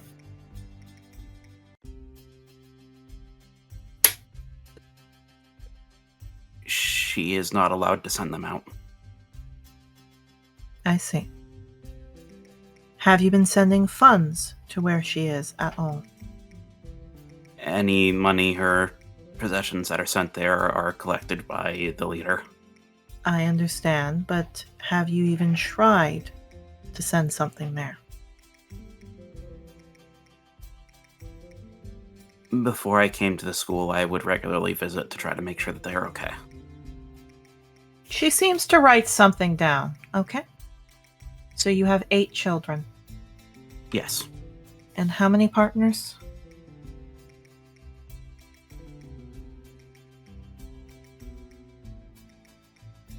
Oh, this is a tough question for him. Yep, she's looking at you.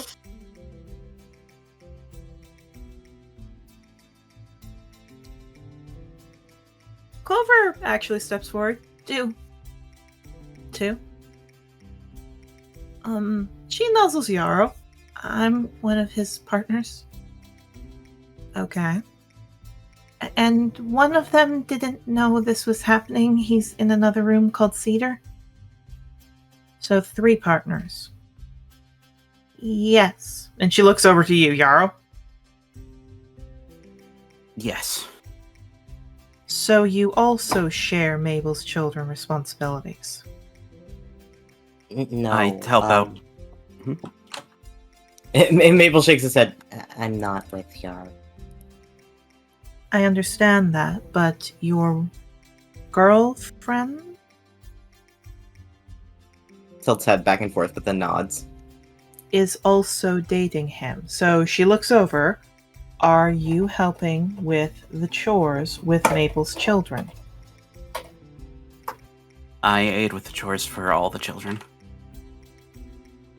She seems to not. Seems a little bit calmer. Writes that down.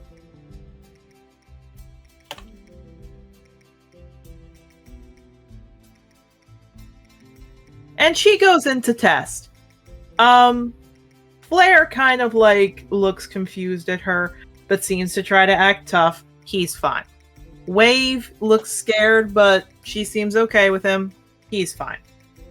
Echo looks confused, but just works with her. That's fine. It's when it gets to Ruby. Yarrow. Oh god, no. Oh god, no. Not my sweet baby girl.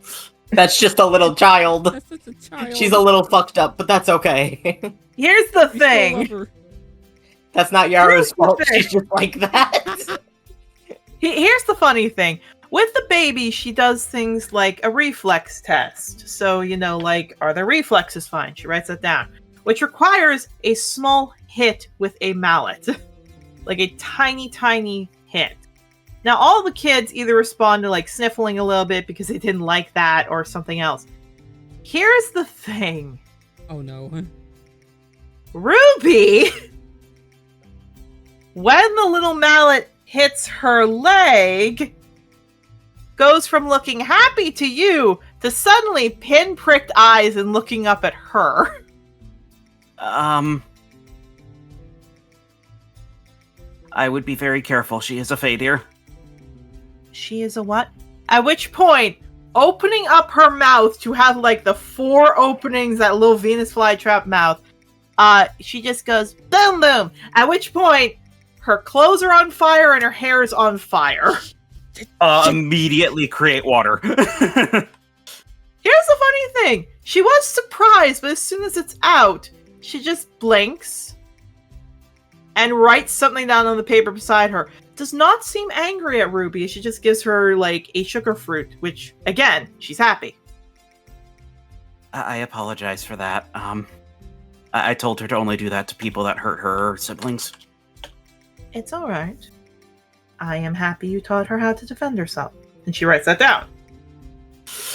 He gives the biggest sigh of fucking relief.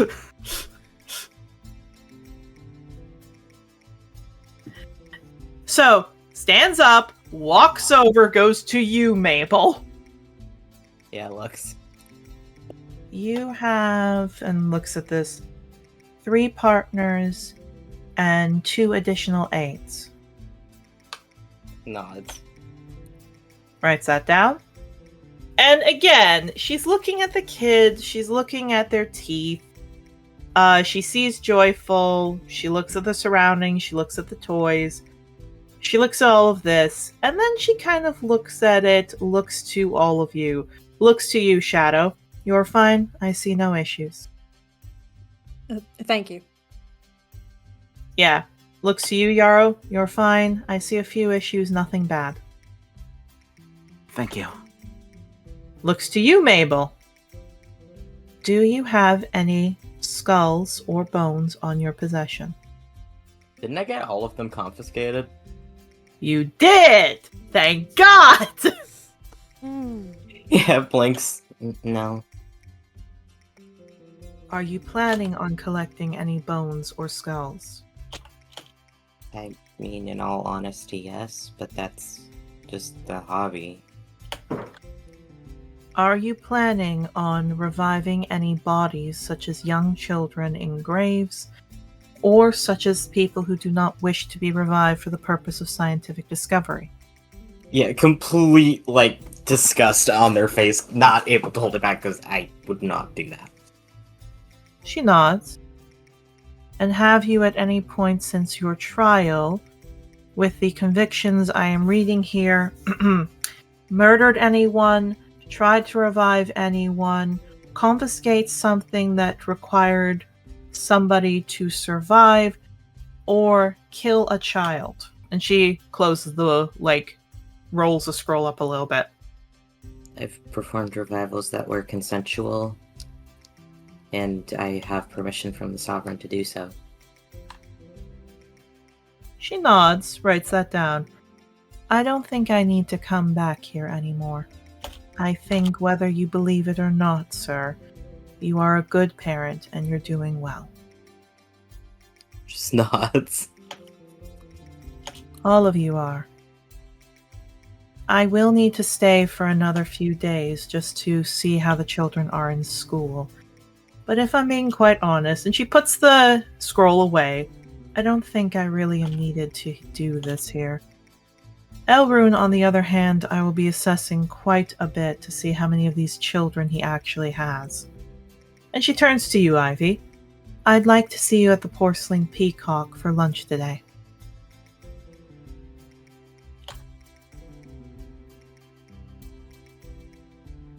And she again stops and she looks at Shadow. You two are doing well. Looks at Mabel.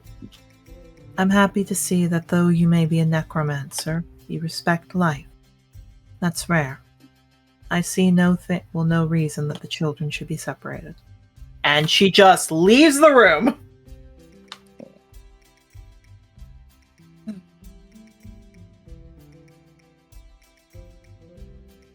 You may all interact. I'll be right back. Well, that certainly was intense. I was not expecting that partner question. Nope. I was Yeah, also that's not a lot. expecting her to ask. Sorry? No, they just said that was a lot. Go ahead. I also wasn't expecting her to ask how many kids we had.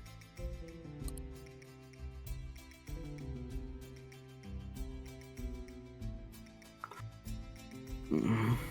Yeah, let's just be thankful a certain plant of ours decided to be quiet during that entire thing. Or else that would raise even more questions. So, Yep. Alright. Our part's over. She's not gonna come and investigate us personally, she's just gonna investigate them at school. but I feel like Oh, boy, That's goodness. fine.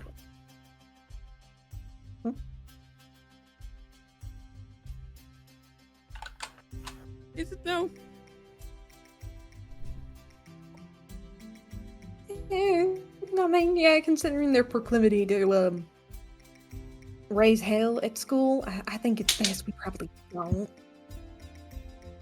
Like, we tell, everyone to be on their best behaviors, Oh.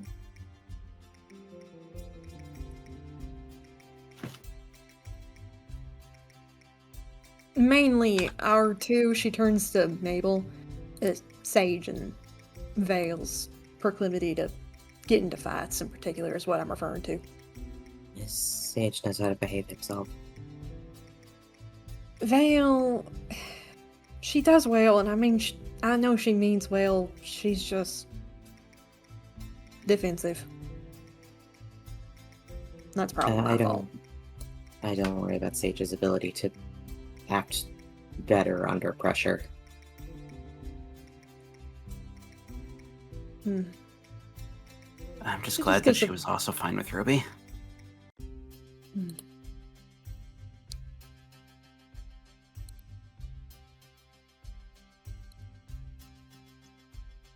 Right. I think it's time we start getting ready for the day. Don't y'all think? Yeah. Yeah. Time to face the right. world. Letter. Right. I have the letter I need to write. Right.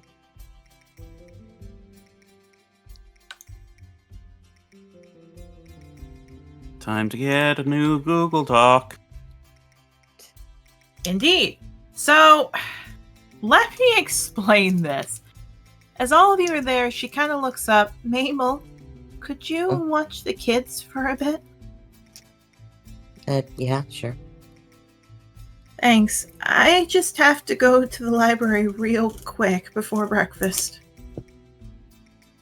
Okay. Hey, Mabel, you have to go to the library before breakfast. Yeah, Blinks. No, wait, I have to go there too. I got in trouble. Oh, yeah, I have to too. Okay. I can ask Wolfberry to watch them, or Cedar. Wolfberry looks up. He sees all the kids. Sage looks up. Why would he watch us? Because I'm dating him, kid. He kind of scrunches up his face. No, he's not good enough. Wolfberry actively looks sad. Yeah, Mabel rubs his face a little and goes, kid, that was me. Yeah. I can watch over them if you want, Mabel. Thank you. However, you all hear from the door, well, I could watch my own kids. You cut out.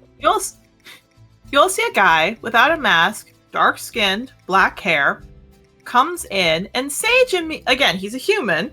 Sage immediately comes in and goes, Dad! And he just, jumps on him. Yeah, Mabel relaxes. They are fine with this. Also, I'll be right back. Sorry, I'm having a flare-up. That's okay. None of you have seen Zagreus without his mask, and he just comes over and goes, Hey, everybody. Hey, Sage, and he, cuddles him. Look at you. Hey, don't worry. I shooed away Wolfberry. Why are you shooing away Wolfberry? Because Papa's dating him and he's not good enough. Again, Wolfberry oh. Hello, Zagreus. Okay, Wolfberry. Let's see how much of a panic you're gonna have at that. Yeah, no, he hears Zagreus, and he's on the floor. Up and down goes Wolfberry. I got it. You need any help?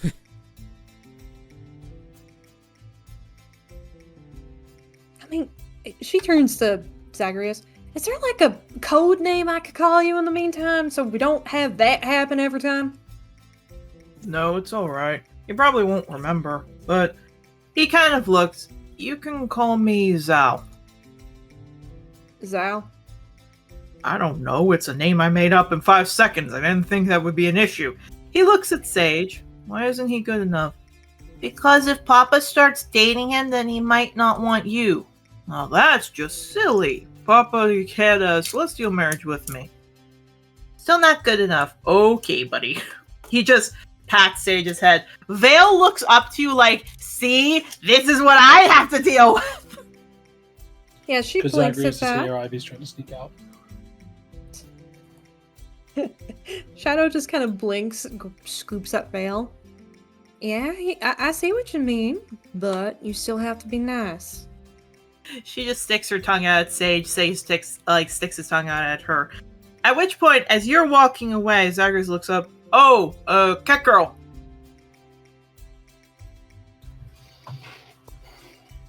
Yeah?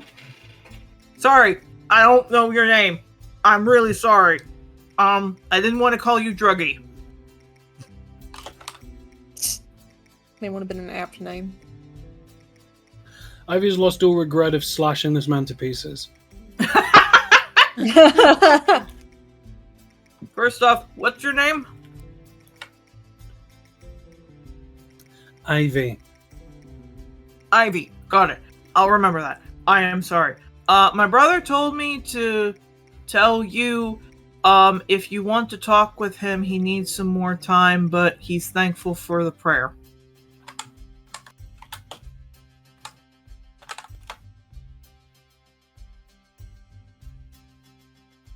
Fair enough.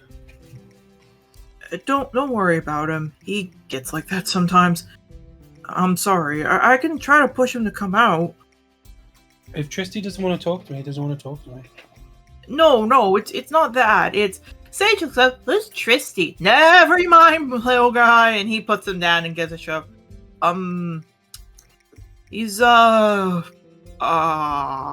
do I word this? He's a bit unwell. Sorry, someone's having fireworks in my area. Dang. It's on fire night. What the fuck? Why, what's happened? Why? I don't know. No There idea. are fireworks in my area. I don't know. They've done it on Mondays, Thursdays, Wednesdays. Well, that's noise I'm guessing. time. I'm guessing they're celebrating Happy 1 week after Independence Day. I guess.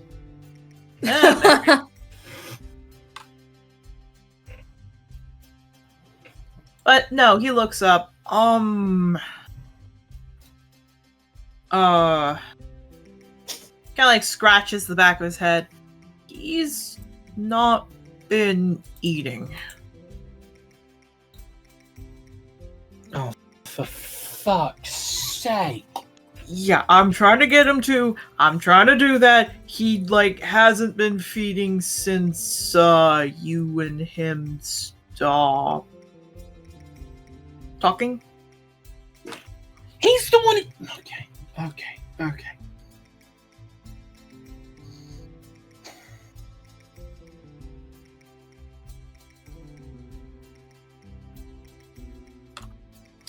Lord Zacharias. You don't extend. tell me that. I need to show you proper respect as a Celestial. Now, No, you don't need to. Lord Zacharias, if you could, Okay. Oh, okay. Ivy's like, I have so much. Hold on. Well. My Discord is attempting to crash. Oh no. No! Discord's a quality product. Calling. Oh, it's calling stopped. Okay, back. all right. We're going to continue the sentence now. She goes, Lord Zacharias, please could you... Oh, it's going again. I'm going to keep going. We'll just see if I cut off. If you could please extend my utmost concern for Lord Tristan, and if he chooses to continue to stop feeding, I will find him. He knows what I can do. Yup, that is fair. He said that he felt bad about not talking to you, and so he stopped eating.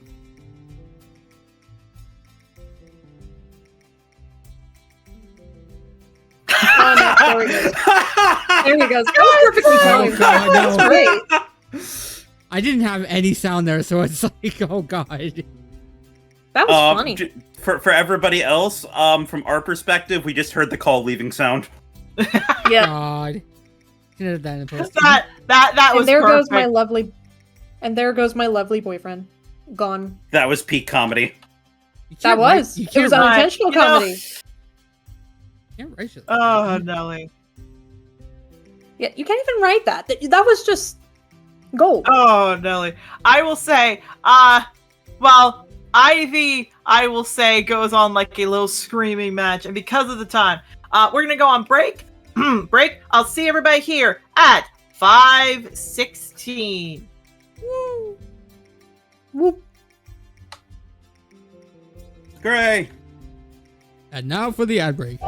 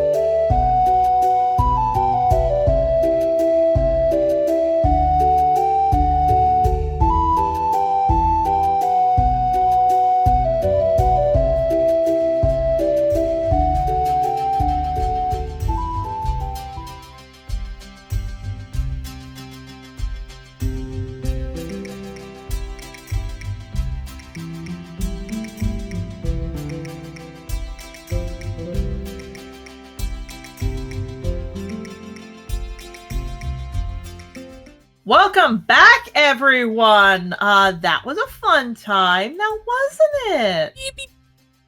We did have to cut it a little bit short for the interaction, in order to allow the internet to be a bit better for a certain Brit over here.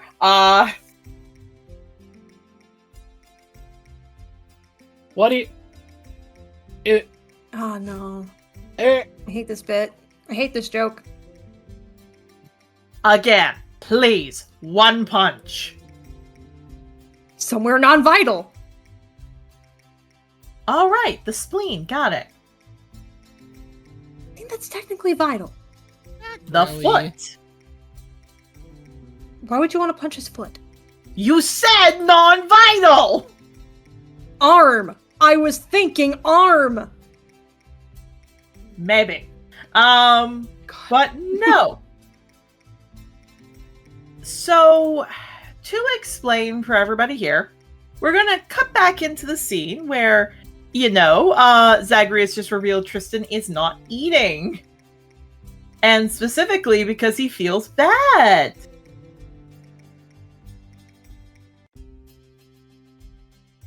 yeah, she rubs her eyes. I'm going to attempt this sentence for the 5th time. Hopefully, Discord will work. Lord Zagreus, if you, in your infinite capabilities, could please extend to Lord Tristan that if he doesn't fucking eat, then I won't talk to him ever again. Nods.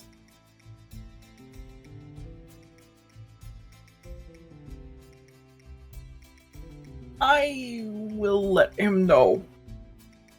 Thank you.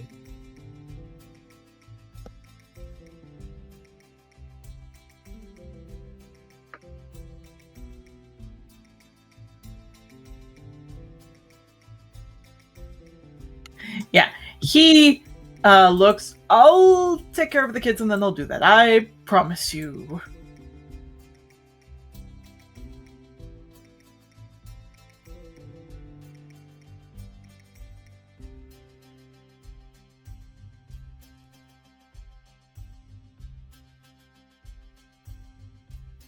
And what he does is he picks up Sage, he picks up the other kids, and then he sees Lily, and he stops, because Lily doesn't know who he is, so Lily looks confused, and then he looks over to all of you. That's not my kid. Who is it? Mabel's. When did Mabel have another kid? Technically. It's technically, It's Sage's sibling, right? Ghost. Ghost. It's one of Ghost's siblings. Oh. And he looks over. He looks at Lily. Lily looks sad. Hey, then I guess I do have another kid. And she, sniffles. No, you don't. Oh, yeah, if you're Mabel's kid. I'm not. And she wipes her eyes. My dad's not here. He's in Ocean's Point, and I get this guy's really nice, but he's not my dad. And Zagreus sighs, and he looks over. Okay. Well, it's okay to not see Mabel as your dad. But are you hungry? Yeah. Do you want to come get food? I guess. So why don't you come with us? And in that simple just explanation, Lily hops down and just walks with him. And he's just taking her hand and smiles. Okay, let's go get food. Come on. And he's just walking off.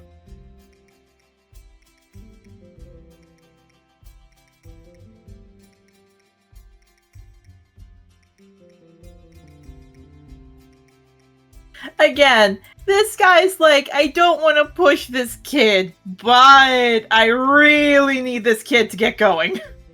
Yeah.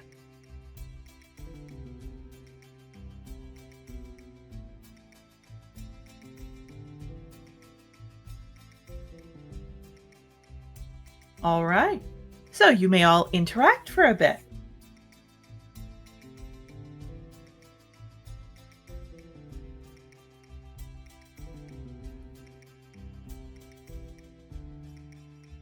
Again, that could have gone far worse.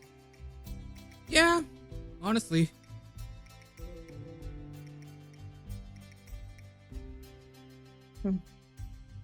Either way. Shadow starts walking towards the bathroom. Time to get ready again, I guess. Kind of yells out to everyone, is today another Joshua day, or... Probably. Sorry, I had to finish writing. Oh, Zagreus and Lily are gone. Okay. Hmm.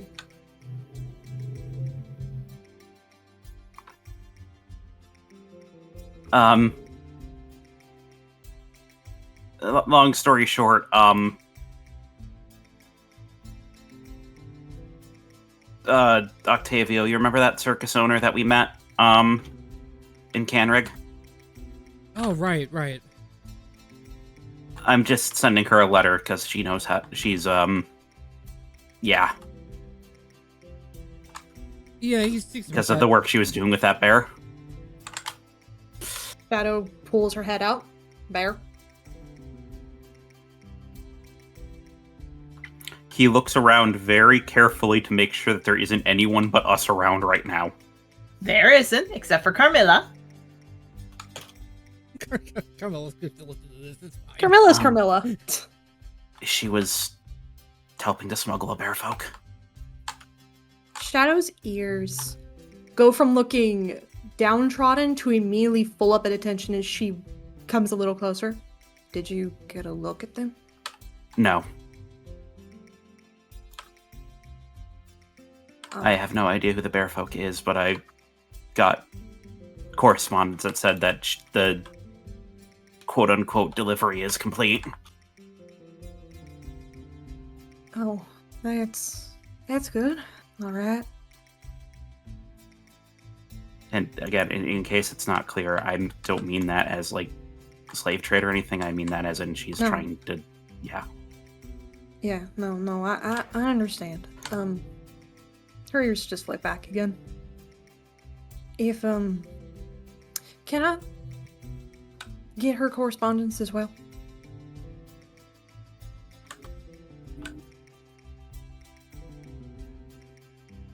He looks at the page. I've got a little more room in here.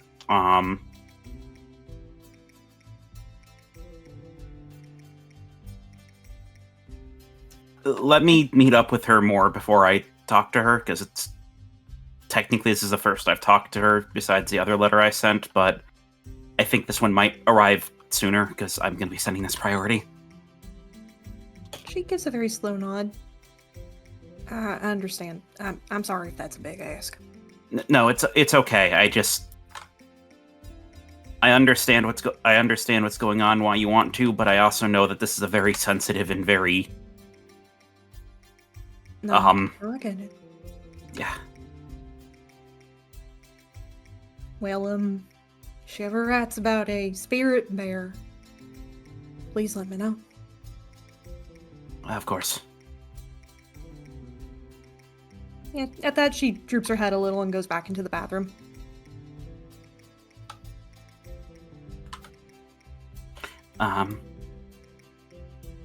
Is Clover still here, or Clover did she go isn't off with here. Zagreus?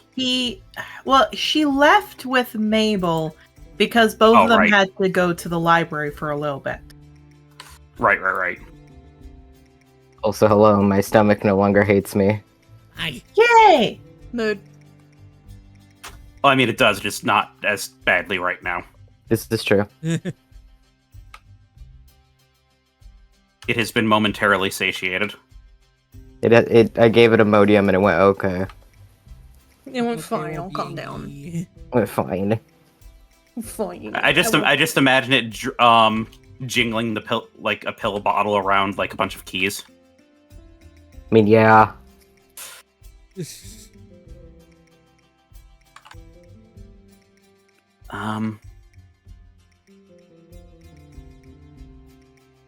I'm gonna get Cedar and Undergrowth to take the kids for right now. I'm gonna try to run this before classes start.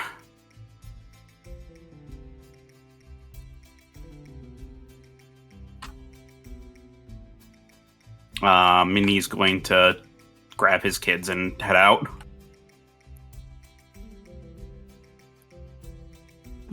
As soon as Shadow's done, she's going out and picking up the kids and going to go drop them off at Honeysuckles. Not Honeysuckles. Cold Duster. Why do I keep mixing the two of them up? I don't know. Because they're the two of the NPCs we talk to the most. Yeah, probably. And before breakfast, Octavia's going to go over and check on the dragons earlier than normal, just to see how they're doing. Okay, so remember you all do have class, so I'll say you can check the dragons at lunch. Okay. I thought Not that I don't think that's a good idea, it's just you're going to be late for school if you do that.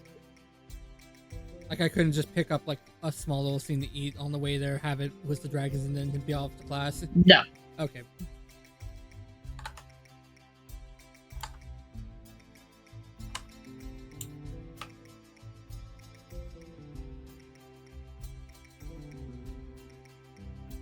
I mean, I could just Octavia could just be like most college students and just don't eat breakfast. So fair.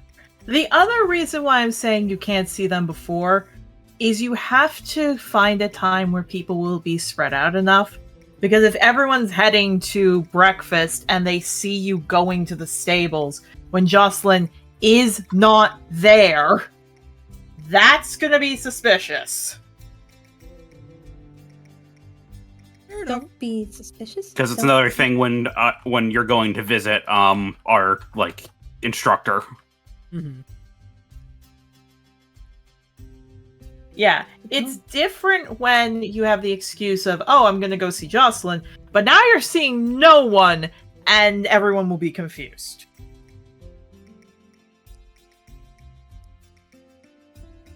Mm-hmm. Fair enough. But no, at lunch, however, I will allow you to. So, you all head to breakfast. As you all are heading down there, however, you guys hear something behind you. And Shadow, you specifically hear, Shadow Leap. Yeah, her ears perk up again as she turns to see who's addressed her.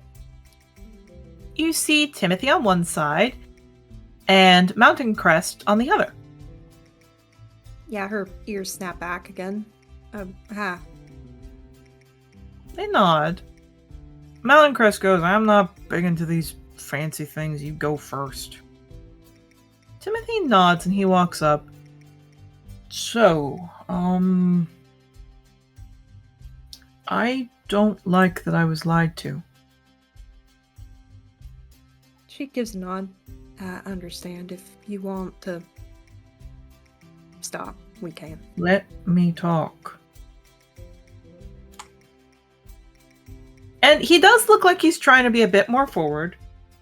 I get to say this. She gives a nod, but quickly just bows her head. I don't like that you lied to me, and I don't like that you weren't honest. But, and he looks, I may not understand what you saw in a bear folk, which I'll say this, you see him like have to halt at saying like, you know, a scourge race. He did say bear folk. Mm-hmm.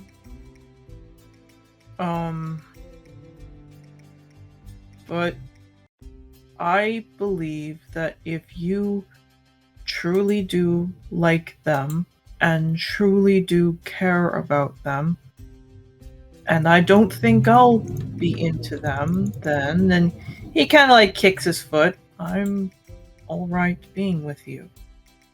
So long as there's no more lies. At that, Shadow peeks up, because she was expecting this to go in an entirely different direction, as she looks at him very surprised. Yeah, I can go over more details later, if you'd like. I'm fine with that, just no more lies. Yeah. Yeah, he just smiles. Okay. And he just hugs you. And that's all I wanted to know. Yeah, he the moment he hugs her, she's shaking, because she was expecting this to go a completely different way. Sis, you know why. Oh, I know why, but no, he just hugs you.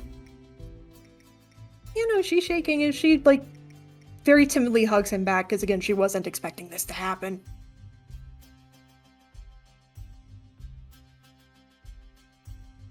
She then pauses and then looks over to Mountain.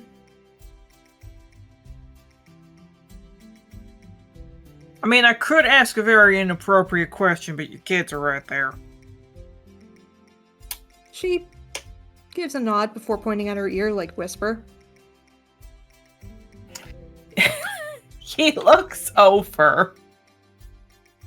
He looks at Vale, seeming to understand that she's probably going to try to find a way to, like, climb up and hear.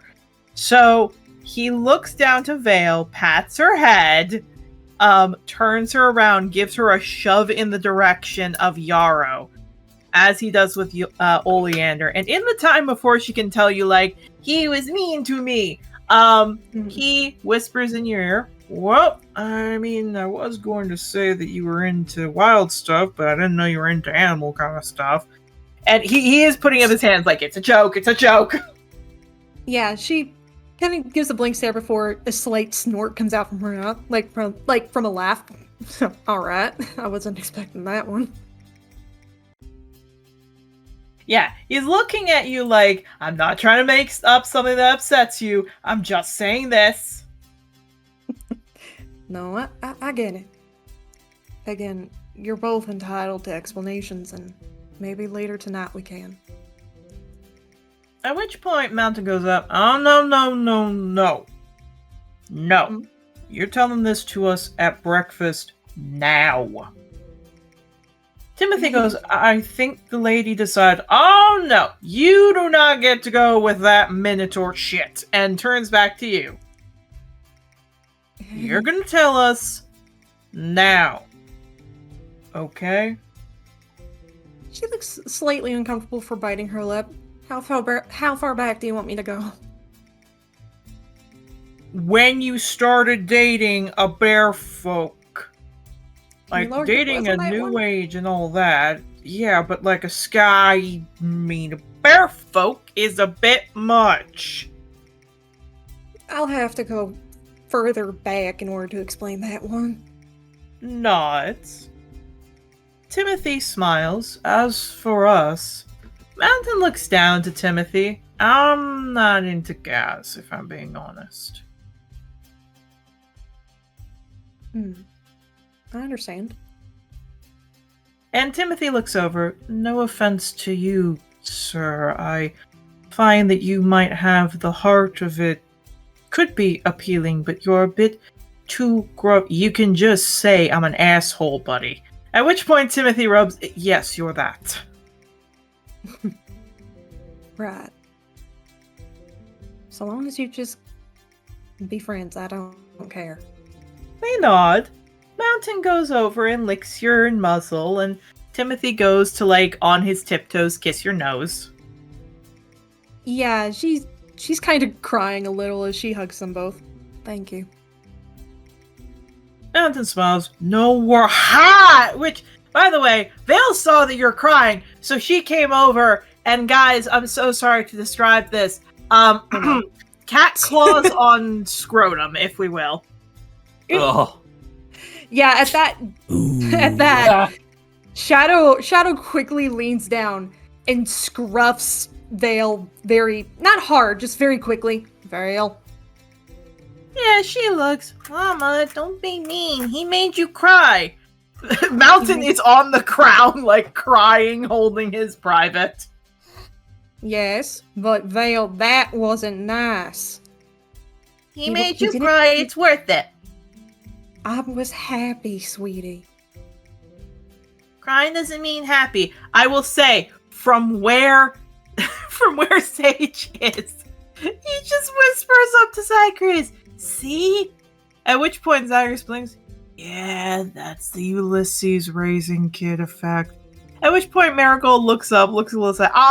Not that you can't be careful. You know what? I think there's pancakes. And he's like shoving his kids forward, like, okay, go. Yay, pancakes! And he picks up Marigold with one arm, because he's, again, really strong. He picks up Marigold with one arm, and you're gonna get special daddy-daughter time, okay? Okay. And he goes, yep, come on, let's go. Oh, hello there, Rustling. Perfect timing. I lived, bitch. Fair enough. Fucking,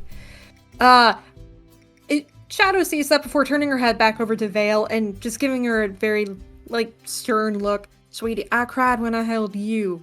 I was very happy you were born. Well, yeah, that's different. I can be also happy that someone I like made me happy. No, that's different. Your father makes me cry when I get upset. Well, yeah, that's what I mean. Those are two different things. No, it's not. Yes, it is.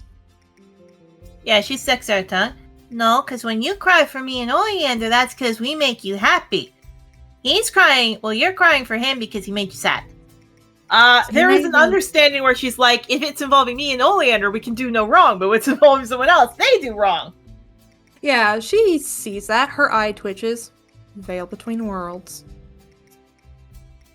She tucks her tail. He made me happy.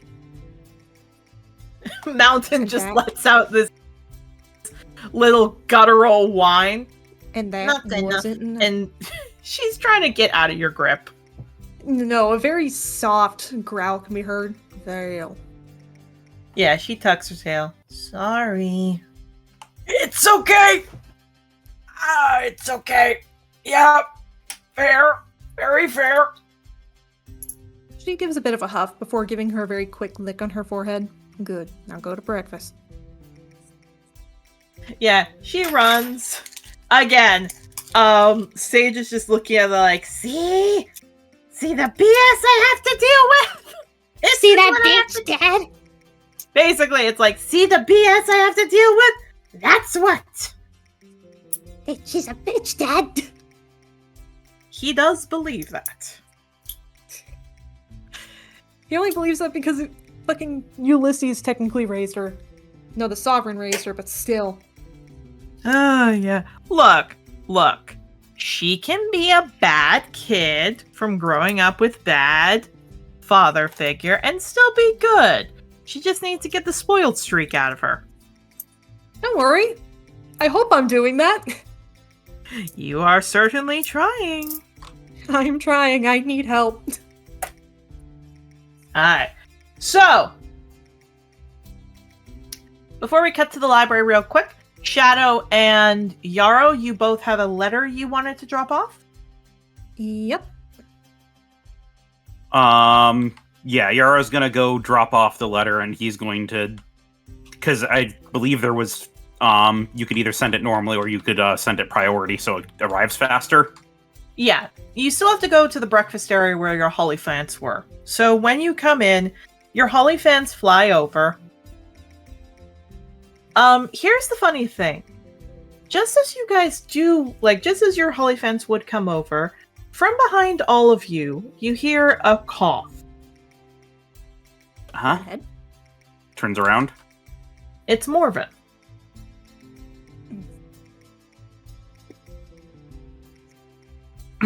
Oh, Headmaster Candlelight. I wish to talk to all of you real quick. Right. Yes, sir. If it's all... Sorry? No, go ahead. If it's all right, I wish to talk to each of you about Ocean's Point.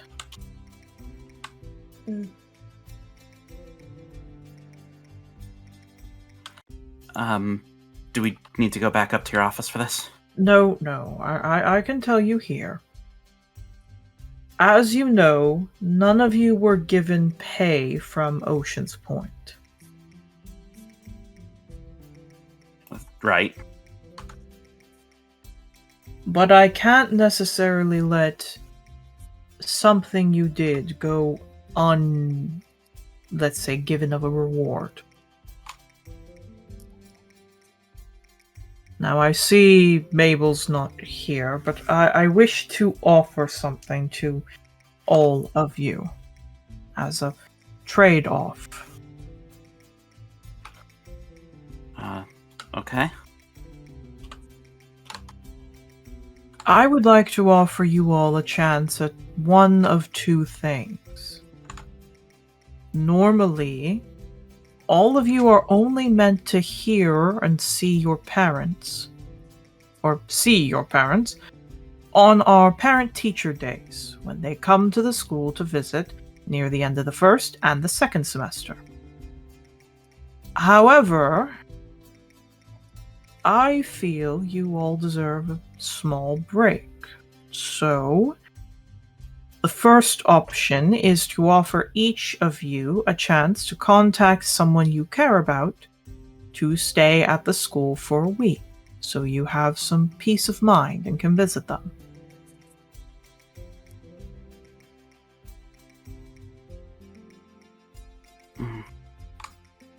The second offer, and he holds up it looks like a folded piece of paper, is this. And he hands it over to Ivy. Wait, are we all here? You all are here except for Mabel. He hands it over to Ivy. Ivy takes it and peeks. This specifically says a voucher. Looks like the top part says, I, Morven Candlelight, vouch for these students to be allowed to use our private coffers to pay for one thing of their reward. Please use additional pieces of paper to write how much is owed. The total amount I will give them is 60,000 gold.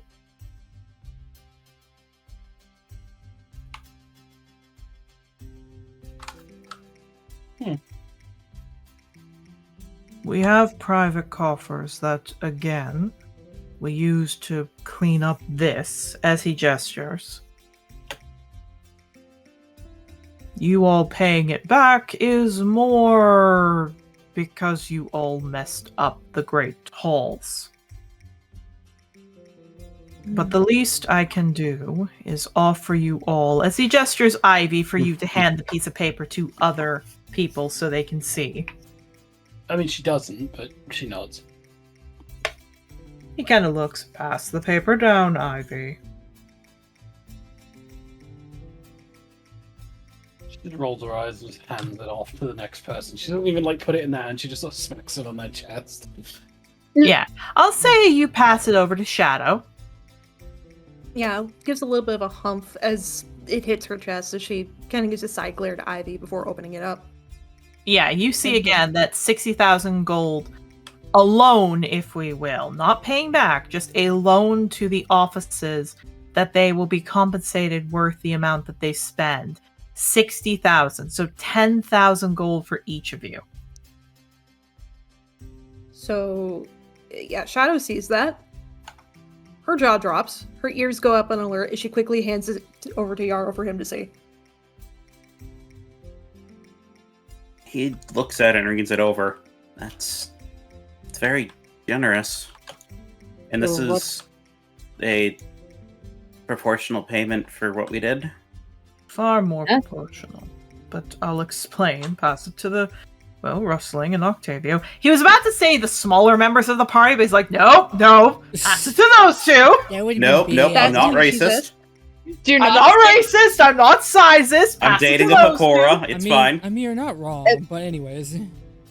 Also, don't say it to the one that literally can set things ablaze. Yeah, Yarrow's gonna lean down and kind of hand it off to the next person. Rustling will take it, and she just kind of has it so her and Octavio can read it together. Yeah. Shit. Do we have to decide as a group on this, or...? Kind of. He looks. First, to answer your question, no, this is far more than what you should have gotten at Ocean's Point. But you also help save many generations from future abuse at Ocean's Point Asylum, uncovered a large network of problems, and more importantly, call it an investment. Investment. Now, this investment is primarily because I would like to say I was wrong. I still don't believe in fate. But the fact that you came in, got detention, are all demigods, and found, for some reason, an underground dragon slayer organization is a bit too much for me to be ignorant about. You all clearly, from the gods, are going to be important. And I would like to invest in your futures. Now, how this will work is wherever your teammate Mabel is, you all decide which you'd like. Some of you may take the money. Some of you may wish to see your families. You all decide which you want. If you pick the money, I will not be contacting your family. If you pick the family, the other money will be divided amongst those who pick the money. Alright?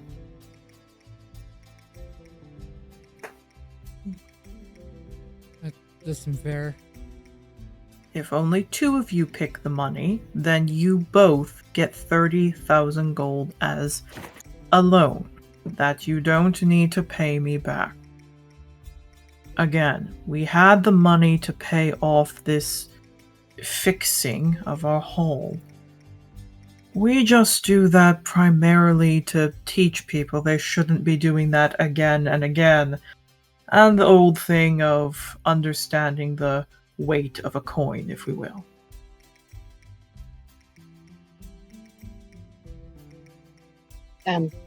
If we did choose the money, there's no strings attached? No.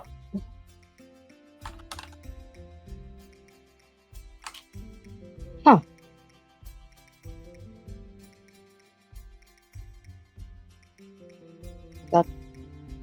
Thank you.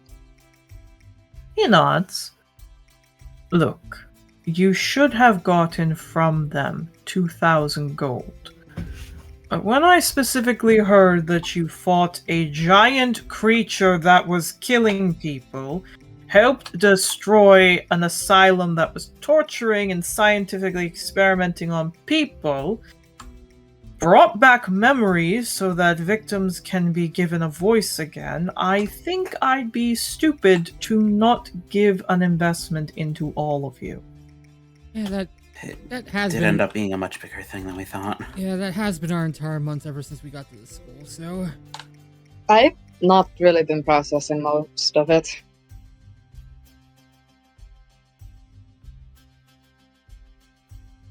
Therapy for wrestling, got it. She's just side-eyeing. I feel like therapy for all of us. yeah. You're not He looks wrong. over. I cannot tell you how to use this, but there is another reason it is so high. And I say this from the most experience I can explain, and I need to be clear that I am not trying to be rude to any of you when I say this. Mhm. You all are too easy to kill. Yeah, that's fair. Yeah, that's more than fair. We do seem to be, or at least when we got here, we're quite a bit weaker than a lot of the other students. We have a Not track all record. of them. And we have And a he track- gestures around. Some of these are farmer children, potters and masonry. Who you're weak against is people who have been doing this all their lives. Individuals like Mountain Crest over there. Which I will say, Mountain Crest was walking in, he was getting food. He's been on the run for his whole life. He's a third-year student and already stronger than all of you. But you're catching up faster. That's why we at the school do what we do. We push you and make you learn and experience faster than you would in your normal lives. The state you're in now, with the abilities you have and the skills you've learned, you would not get till you were halfway through your life. This school and these exercises push you to go faster and learn better. So when you are at the end of your journey and graduate, you are stronger than any student you could imagine. In other words, long way of explaining, when Dragon Riders graduate the school, they're level 20. Also, Nix, were you trying to say something? Yeah, she was staring. Wait, what do you mean? What do you mean that he's been on the run? Mountain Crest has? Not my story to tell. Every student here has a story. If you talk with them, you'll learn. Some of them are older.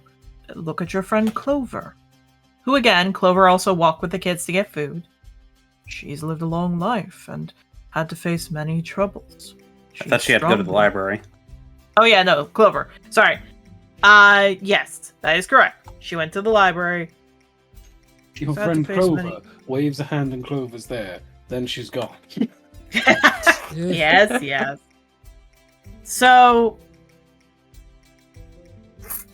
basically what it is that, again, he looks to all of you. People gather around, gaining many skills, if we will.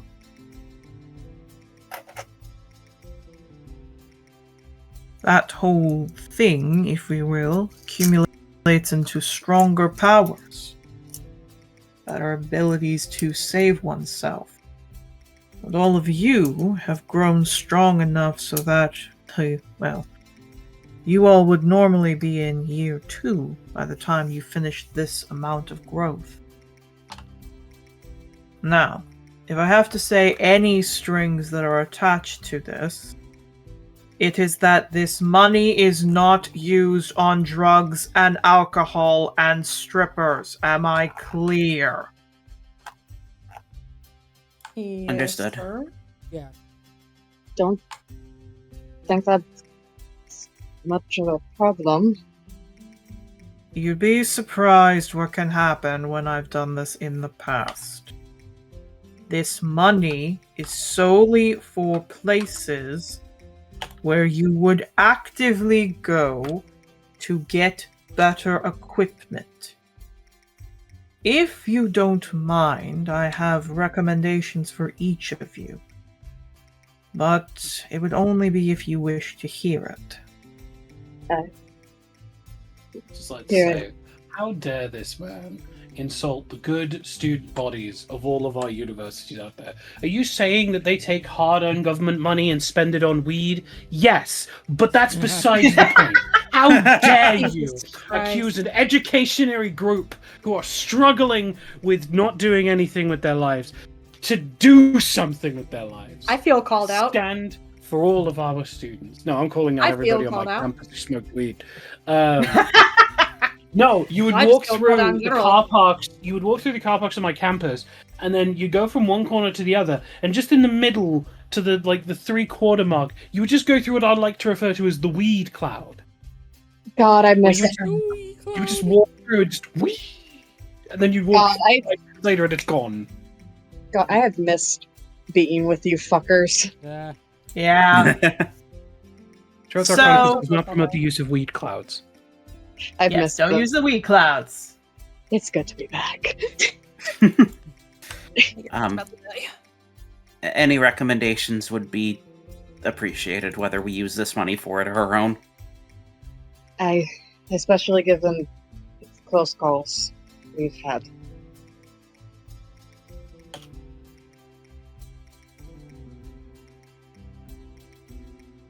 Any knowledge is good knowledge, is it not? He nods. If I have to be honest then. And he starts to walk up to Shadow. Mm. You are a blood hunter, are you not? Yes, sir. You need to get stronger armor. Stronger weapons. You specifically, as a frontline fighter. And he kind of he's not aiming for your chest where your boobs are, he's aiming for your collarbone. What boobs? That- Obviously, he doesn't know that. He's trying to be respectful. What breasts? Hey, as a fat man, I can assure you, men can have breasts. Shadow doesn't, babe. She has fluff. Yeah, she did have Indeed. enough. That's it. But he looks to you, again, knocking your collarbone area. Get some +1 armor. Alright? Yes, sir. He walks over to you, Yarrow. I don't think I need to say more why you need stronger armor. I've already got my shields being upgraded at Bolson's right now. Your shield is But- not enough. I'm gonna be honest, even the leather that I wear, it doesn't really do anything for me. AKA, I have natural armor that is higher than my leather, and literally the only thing I can... there's only one piece of armor that could possibly do anything to help me. I'm trying to remember what that is. A breastplate. I think a breastplate is literally the only thing... Breastplate or half plate are the only things that I can wear that would give me a better bonus that would be offset by my dex. Yeah. Because I also have a high dex. Yeah, he looks to that. You need a breastplate. My magic doesn't work if I have equipment that's metal, though. Go to Bolson. He'll know what to do. Okay. He then goes over to you, Rustling, and you, Octavio. Looking down at you, Rustling, again, as a sorcerer, you're not really adapted to metal and every other kind of armor. But, and he kind of gets at your level, you are good, however, as he kind of ruffles the top of your head, Rustling, with magic shields. Try finding I can't remember what they are, animated shield, I believe. Or improve your casting range, alright? I didn't know there was such a thing as animated shields. You all will have to go to the Arcana shop. Looks over to you, Octavio. You are very squishy. Thanks. I've kind of known that my entire life.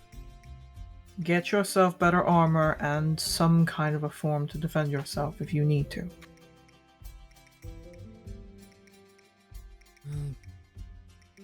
I've been trying to hit up one of the shops. It's just been kind of chaotic since getting back from Ocean's Point. He nods. By the way, and he looks over at you, Rustling. Victor has been monitoring Cordelia, but I think she wants to see you. When lunchtime comes, why don't you go visit her? Of course. I've been wondering how she's been holding up. He nods. And then he walks over to you, Ivy.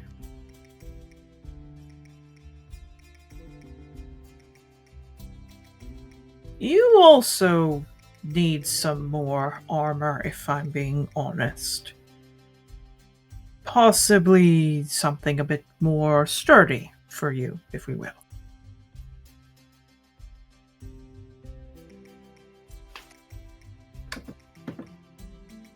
Oh, I believe he is on mute. That's okay. He just looks. You need armor and better weapons. Alright? Perhaps after classes are done today, all of you go to the magic shop. Unless some of you decide you wish to see your family instead of the money. Now, he walks off. Have a good day.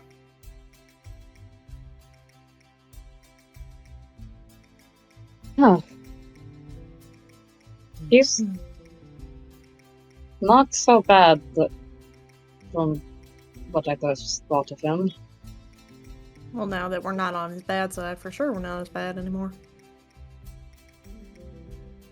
No, he's just recognizing that shit keeps on happening to us, so he's trying to help us out. I think he does see potential in us as Dragon Riders, though. That's good then.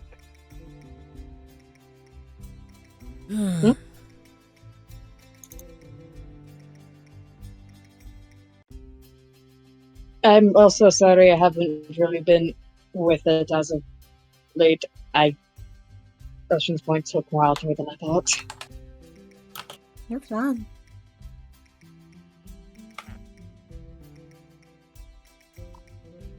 It's fine. The cardboard cutout version of you was holding everything together. My what? Don't worry about it. Yeah, don't worry about it. Okay.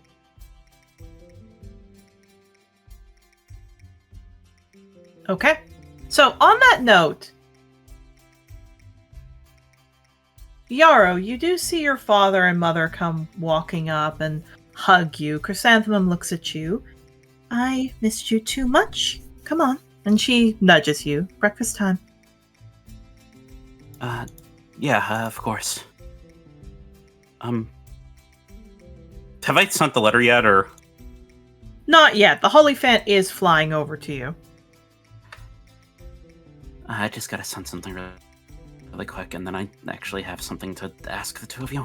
Yeah, they perk up. We do too. Okay. So, you leave.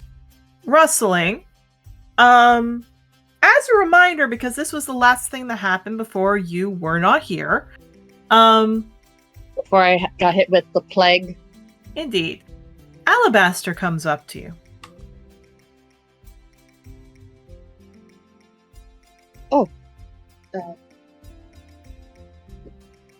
Me sitting here, Albert. The knoll? Double checking? The White Wolf Knoll, or the White Wolf Lichen. Ah, yes, the date. Yeah. Gale is also there, and she waves at you. Alabaster, seeing that, looks to you.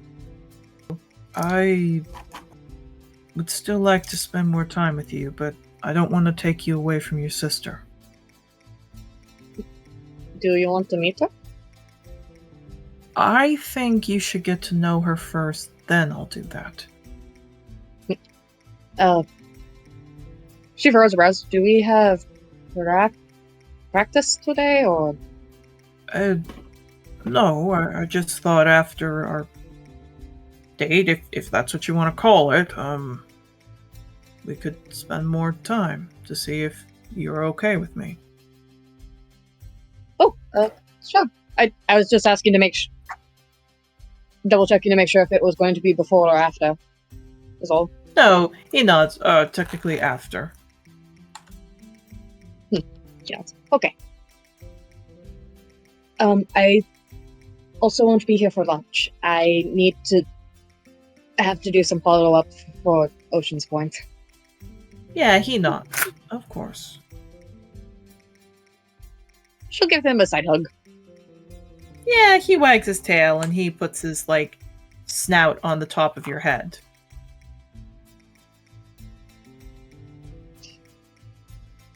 I'll see you later today, okay? Yeah, he nods. What I will say, just because I think this is funny and this is cute, he does stop. By the way, you're a good person to go on a date with. You're not so bad yourself. His tail wags more as he grabs his food to go sits with his friend. Gale again waves over to you to follow her. She shall. Also, just to double check, I remembered them also saying I need to see a professor. Yes, Seagrass. Okay, so that's probably going to be after school. No, today is his day with you, so you'll see him. Okay. Shadow. Mhm.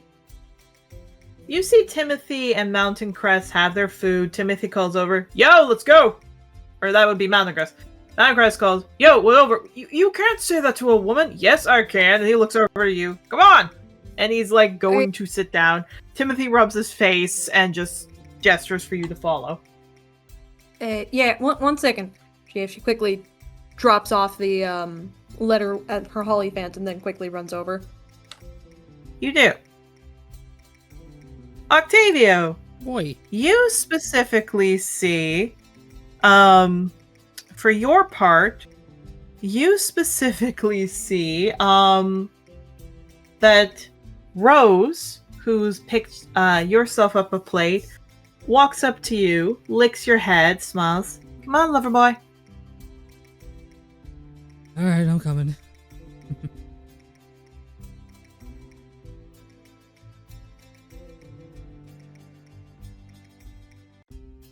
Yeah, following along. You do. And Ivy, you're left alone. The friend you had is not there. Holly is gone. So what you're left with is just whoever is here, which you could go see Milk, you could go talk to Vinny. Do you want to try going to see people, or do you want to be on your own? The social worker wanted to speak over lunch. Yes, but it's breakfast right now.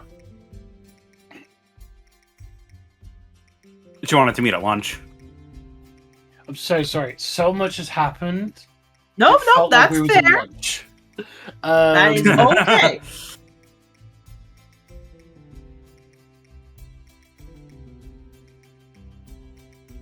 Yeah, she'll sit by herself. You do. I was hoping for that. So you sit by yourself, you eat food, you kind of are alone, and then suddenly there's a metal tray that sits beside you.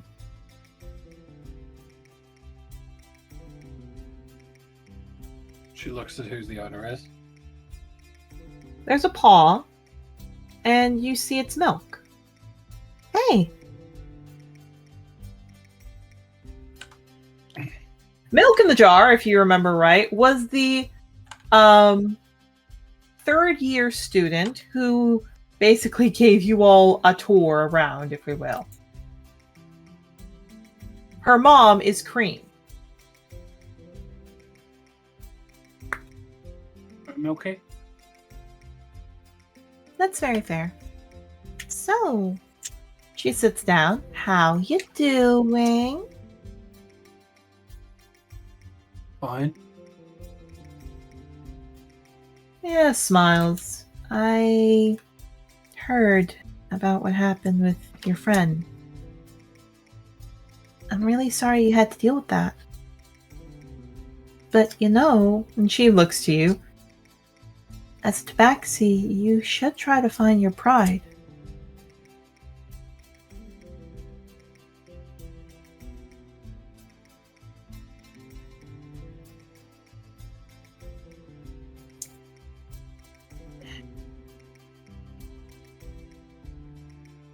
No, I'm good. Hmm. You know, you really do show outsider syndrome very well. Not being raised by tabaxis does that. I heard that. And she takes a bite of food. So, I want to see if I can help you. Excuse me? Well, not gonna lie, you're a pretty big grump. And you push everyone away, which is clear outsider syndrome. So, I want to sit here with you. I know you've got Apple, but I really think you need someone like an older tabaxi figure to look to.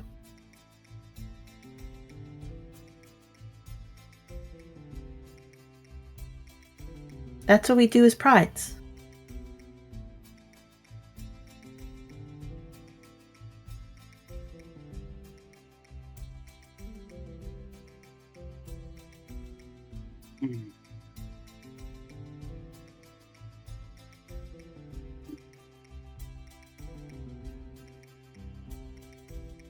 Well, if that's the role you want to take, then go for it. Yeah, she was drinking and coughs. Excuse me? Well, that's where you was going with the whole conversation, right? Whoa, and she puts up, whoa, okay, this is worse than I thought. What? Well, you want to do the whole spiel of like, I can be your guiding hand and help you out, and so just fucking do it, I guess. Wait, Just takes a sip of water. Guiding hand to what? I know you was going on some big speech about learning about tabaxis and prides and what. Yeah, to learn about tabaxis and What are you saying that for? She just looks genuinely confused. I don't think that was an innuendo. Yeah, I don't think it was. Okay, I heard something weird that I thought was an innuendo. Sorry, that's my fault. No, she's like, you're the one trying to say like, all right, I'll be your like guiding hand to tabaxi society. Ivy's like, all right, do it then. Like, sorry, I thought you said do it as in the innuendo. Thank you for clarifying, honey, because I was legit confused. No, that was Ivy very much, if I'm reading that correctly, Ivy just being like, you're saying this because you want to do it, just go ahead. like, I'm not gonna entertain the back and forth. Like, I'm too tired and too sober for this shit. Like, yeah. So if that's the case, then ignore what just happened. So Milk, however, goes, okay, and she starts licking the top of your head. She pulls away, like, what the fuck are you doing? You said to do it. This is a part of it. You come This is what we do in a pride. What's wrong? I'll just have a fucking bath. What, with water? Yeah. Oh, no, no, ew, no, no, no. That's not what we do. No wonder your fur tastes weird. And she kind of like spits it out.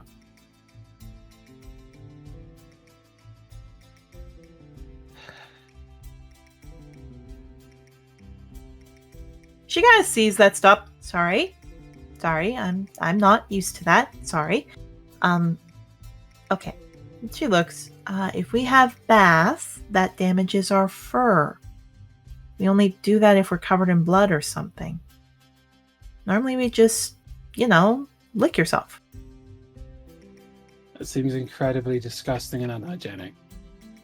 And that's outsider syndrome talking. Just try it, okay?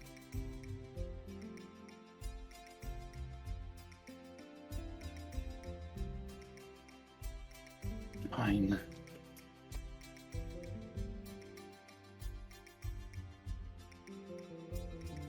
All right, roll me a wisdom save at advantage, Ivy. Ivy's whole vibe is like, I'm basically just an urban person. Why do people keep calling me fucking weird? Like, that's a vibe right now. At advantage, did you say? Yep. 22. You can decide if you want to tell Milk this or not, but you haven't really ever licked, and I know this sounds very innuendoous, you haven't ever really licked yourself. You've taken baths, you've taken showers, you've been scrubbed by other people when you were a kid, but you've never really licked yourself. So as you lick over your arm, it feels nice. And you think Milk's purring, but you hear beside her, well, that's a nice purr. And you just see Milk. Immediate. Oh, sorry? Like, Milk just flicks her tail a bit. You have a very nice purr. She immediately stops. It's okay. I bet this is really weird for you if you've never done that before, and that's okay. I'll be here to teach you around. Next up, we're going to catch mice later today.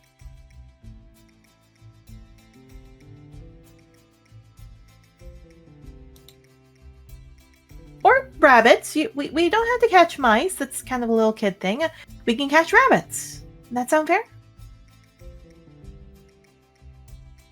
Don't mind either way. Okay. And hey, we'll get that prickly little form out. See you later. Okay? Mm-hmm. Have a good day, Pride Sister, and she licks your head again as she walks off.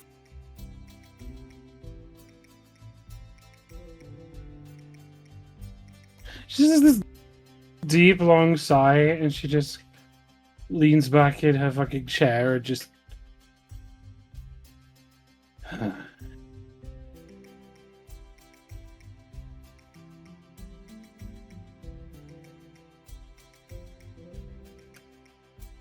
Maybe All one right. day to actually approach me and not call me fucking weird. No. So, Mabel, Oh no. jumping over to you. So, Mabel, you will be getting in with the others and all that, but you and Clover walk to the library, and she looks over. So, what are you in for? Is that Wolfberry's room? Oh, I was sneaking out too.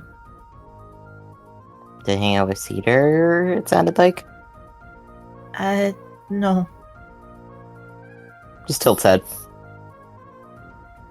Okay, honey. Okay, let's roll your wisdom to see how bad your mental health is today, huh? How bad is it? Why would it be bad, sis? Who knows? What I will say, Mabel, is very clearly she does look uneasy about something. Yeah, worried. Okay. God, why did I name their team this? It's like at the very bottom. Okay, here we go. Okay, wisdom save. There we go. That's what I'm looking for.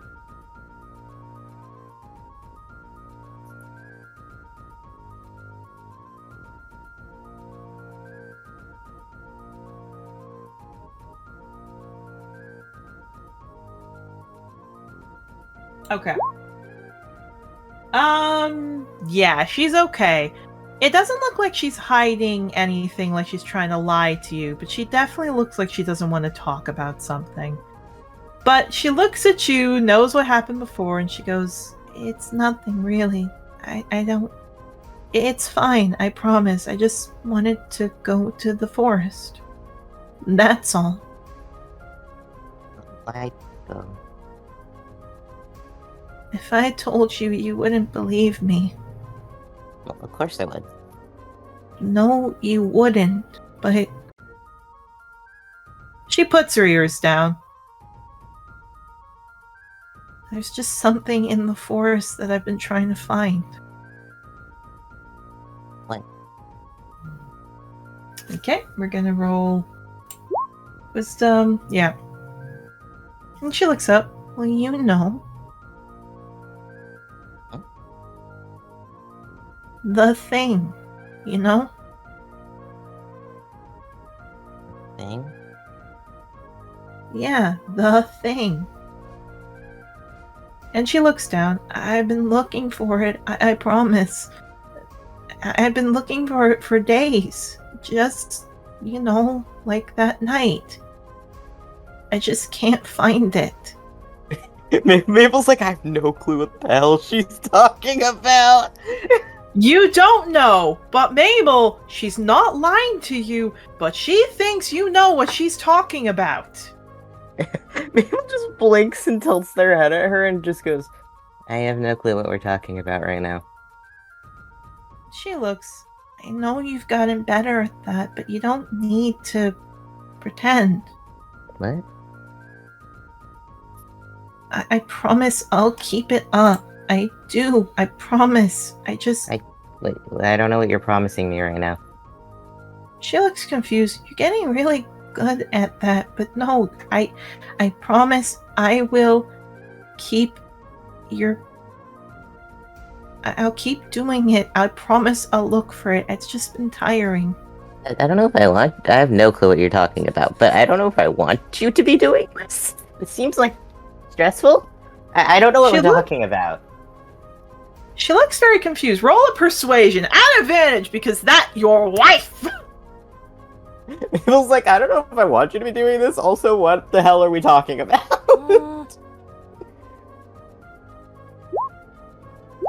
The tism coming in clutch. Tism. Mabel sniffling, what are we talking about right now?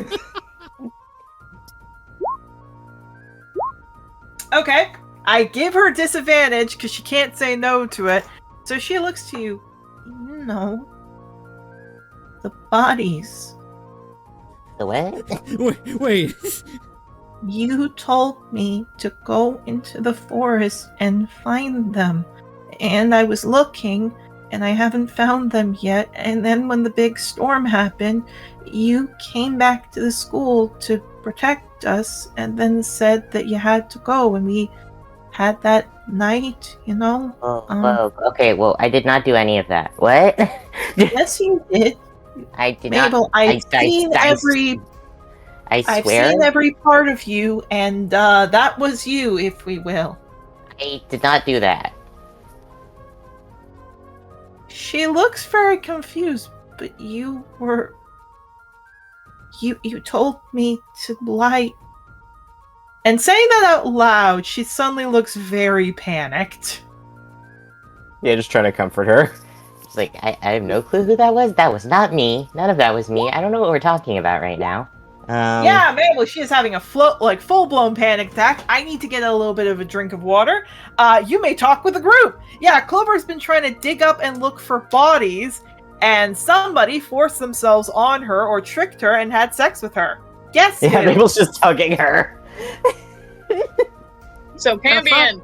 It's always been Cambion. Hey, yo, what It's always been the Cambions. Anyway, Mabel stands by their statement that they should have just killed them there. Anyway. And this was after they got kicked out. If Mabel my stands by their statement. Means they're still fucking with us. That means they're able to get out of where they were supposed to be held. Yep.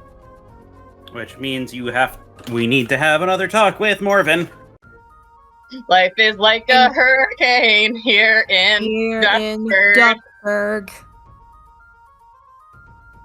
Well, hey, the good part is, Morven is willing to listen to us now. But that's bad news because if they haven't taken care of the Cambium problem, the Sovereign. Because Clover is directly connected to him. Mm-hmm.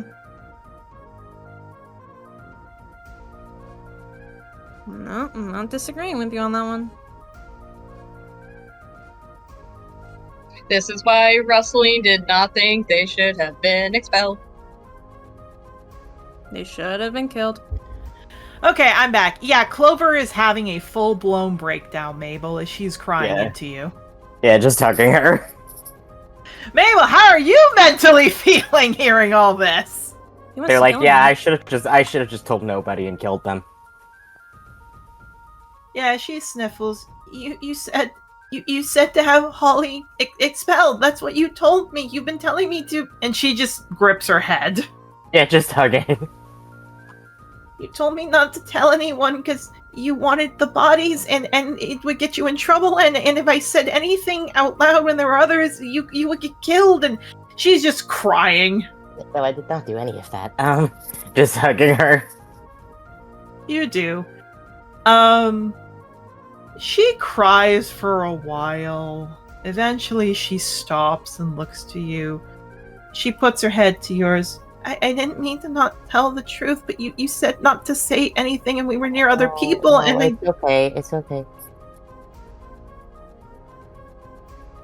And she just hugs you, sniffling.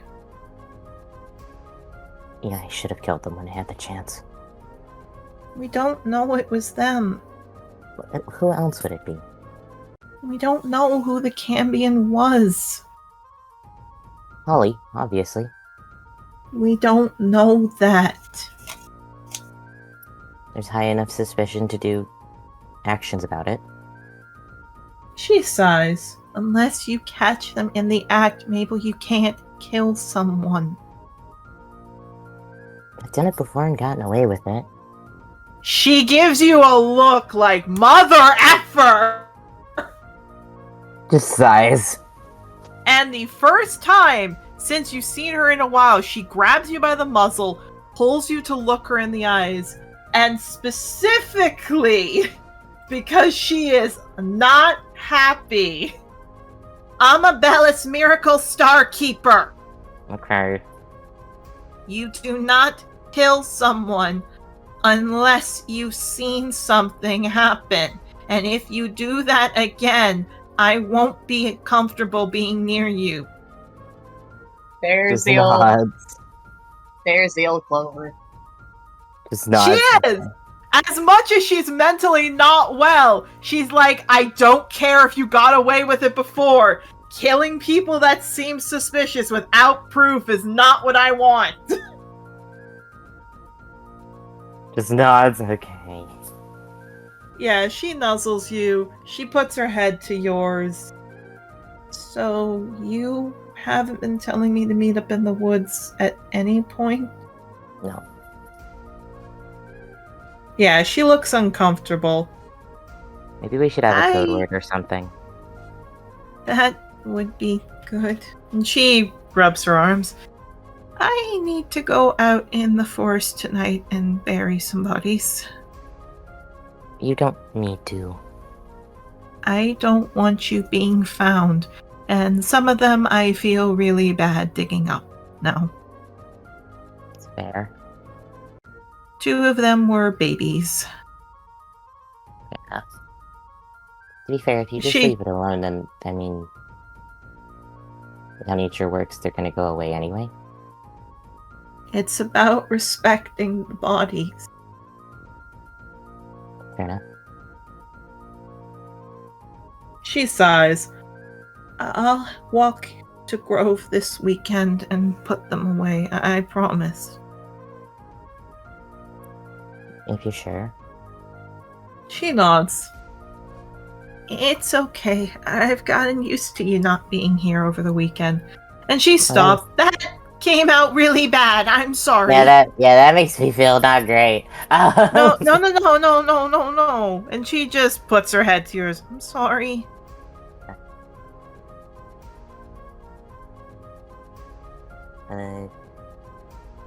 The code words. How about it's just the same word we use when we're having sex? Mm. Vulture? Yep, sure, that's fine. Just Yeah, sighs. put your nose.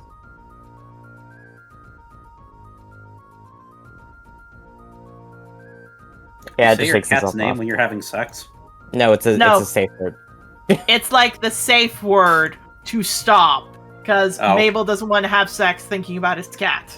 Because that's never gonna come up during sex.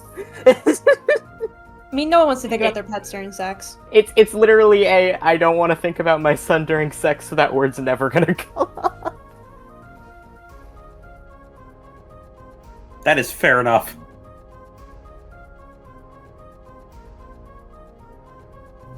So, she just cries and she puts her head forward to yours. I am sorry I lied to you before. I don't mean to lie. You just said that because there were other people around, that if they heard, they'd kill you. No, it's okay. It's fine. She nuzzles and she smiles. I don't ever want to lie to you. She's nuzzling. It's fine. We probably should actually go to the library though, because I am in trouble or whatever. She nods. Me too. And as she walks, she taps her hooves together. So, do you want to talk about something I was thinking? Sure. So, I don't know how many kids I'm going to have. That's tonight at the doctor, but she looks up. If one of them's a girl, could I name one Maple? Yeah, that's fine. Yeah, she wagged her tail and nuzzles you. Clover seems much better. Mabel, I assume you really want to kill Holly now. Yeah. Outwardly, I'm totally fine. Inwardly, when I see her, it's on sight. It's literally just all I need is evidence. All I need is evidence. That's it, and then I can kill her. Once I have evidence, I'm going to murder a woman and her family. Then I'm allowed. This is what I need, and then I'm allowed to kill. Yes. So you go to the library. Once again, there are cats there. They run the library. They look to you. They see the written up pieces of paper. They pat at a little sign that says, "Pay the cat in copper." Gives it 2 copper. You do. Clover puts the copper down. Here's the thing.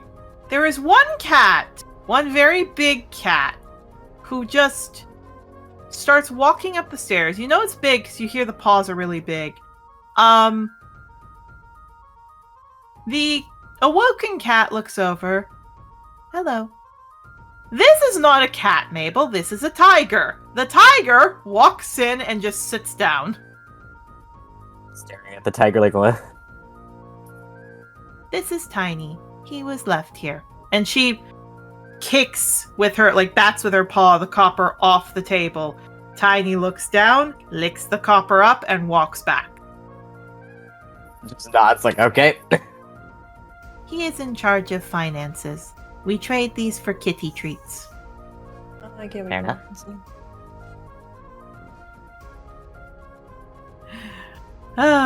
No!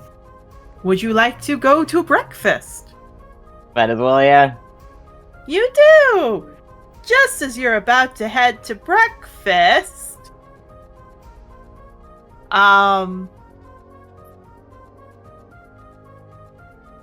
Because I have to change the music for your big time. Because Clover starts wagging her tail. I've got a lot that we could maybe do, and a lot that I thought we could have fun with.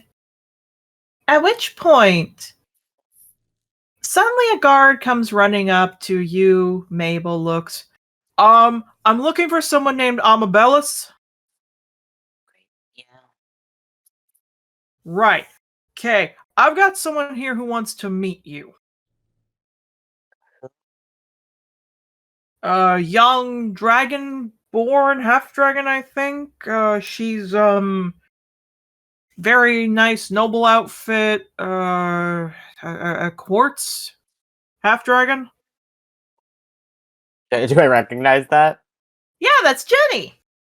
Yeah, blinks. Oh shit! I forgot that was happening. Do you wanna looks at Clover? Do you wanna come with? Yeah, perks up and nods. And she walks with you. Yeah, hold Clover's hand and go. Yeah, Clover wags her tail happily. And sure enough, at the gate, right outside Dracodale Academy, in front of the statues, is some Felinine taking out some bags from a carriage.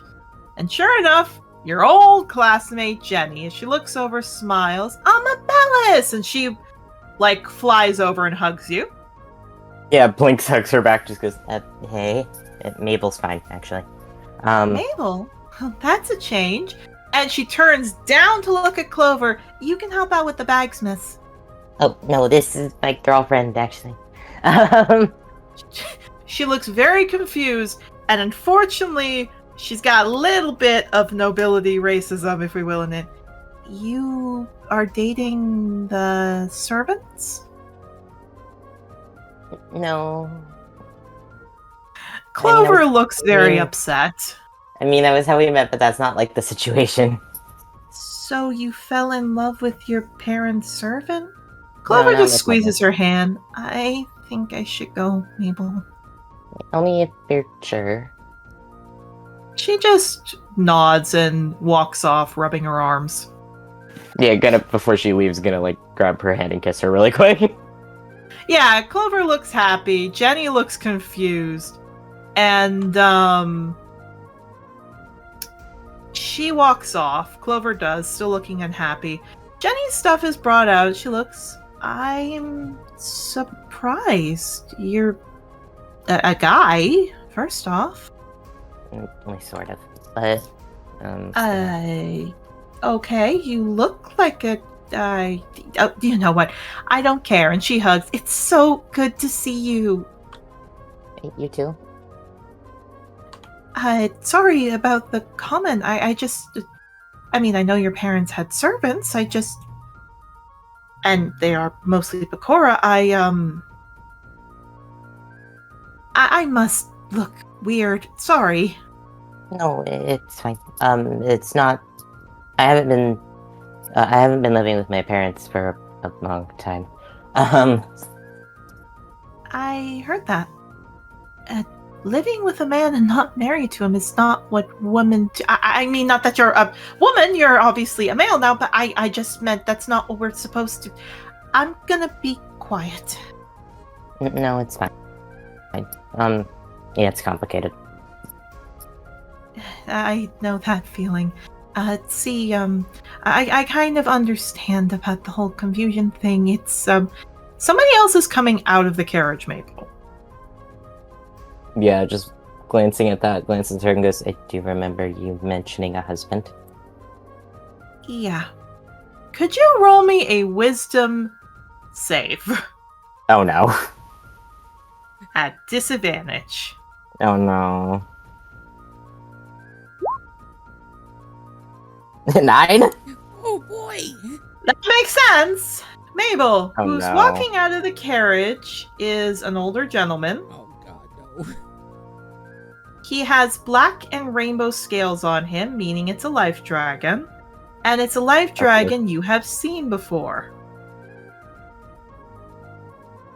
Older, so not the one I'm thinking of. Indeed. But you've met him. He's the one that said his son could do no wrong. Oh my god. Did she marry his fucking dad? Yup. Oh my god. Girly, I'm so sorry. Oh god. He walks out, and sure enough, that's Lord Avarice. Just blinks, eye twitching. Lord Avarice. Amabellis, nice to see. Oh, I see you've degraded yourself. And I see your wife is dead. No, she's not. At which point Jenny goes, maybe we could be nicer. And she tries to hold his hand and he rips it from her. Don't you have some business to attend? You said I could see Mabel. Her name's Amabellis. Yes, sir. And she just looks down. Yeah, looks at that. And what happened to your wife, then? My wife put up a bit of a fuss with our son. And since I allowed him to go do what he wished, she went to a hospital for a bit of time to calm her hysteria. When she came back, she understood my need for someone a bit more composed, which is when I married Jenny. I see. I believe you've heard of the phrase polyamory. At which Yeah. point because Very Clover well. hasn't officially left. You there. Come here. Clover flinches. Mabel looks at Clover and goes, "No, go." I don't believe I told her to go. You here, maid, come here. And he's snapping She's his not- fingers. She's not under your service. I believe she's still a slave, considering what I've heard. Ma'am, get over here. Clover's looking between you and him like, what the frick do I do? Looks at her with like, just fucking run. Just go. Like, just go. Yeah, she starts to. He clicks his tongue. I'll be reporting that when we get here. Mind you, I'm here to see my son in Dawnford. Jenny's behaved the last year, so I let her come see you. Okay. Good to know he's still in Dawnford. I don't know if he is or not. I'm at least coming to see him. You always assumed much. Do you still have that habit of complaining about things that didn't happen? Not really your business, frankly. But Oh, don't worry. He looks to Jenny. Besides, I'm trying to keep her calm, and he scratches under her chin. 7 months from now, I have to make sure everything goes fine. She nods. And of course, he looks over. We'll be family sooner or later. No worries, after the agreement I've sent your father. what? My dear, your family is coming into such hard times because of your act. And what's going on with the Star Keepers? I sent your father a letter of recommendation or an agreement that our eldest son from my letter with Jenny will be married off to your youngest sister. Oh, interesting. I haven't Alright, at heard least it back was from nice. him, but if he is a smart man, he'll actually listen, unlike putting in the effort with you. Well, I'm glad you've given up on that. Considering you're a man now, I don't think Jamie would be interested in being with the likes of you. Tranny's only really husband. Yes. Why don't you? Oh, he go- went there. Yes, he did. Why don't Oh, you trust go me. and see our son? Interrupt me again, and I'll cut this meeting short. Yes, husband. Good. Don't think of anything on this trip, Starkeeper. Not like I have thoughts to begin with. Though to be fair, if all it took to get Jamie to get away from me was to be a tranny, I should have been one sooner. Just drugs.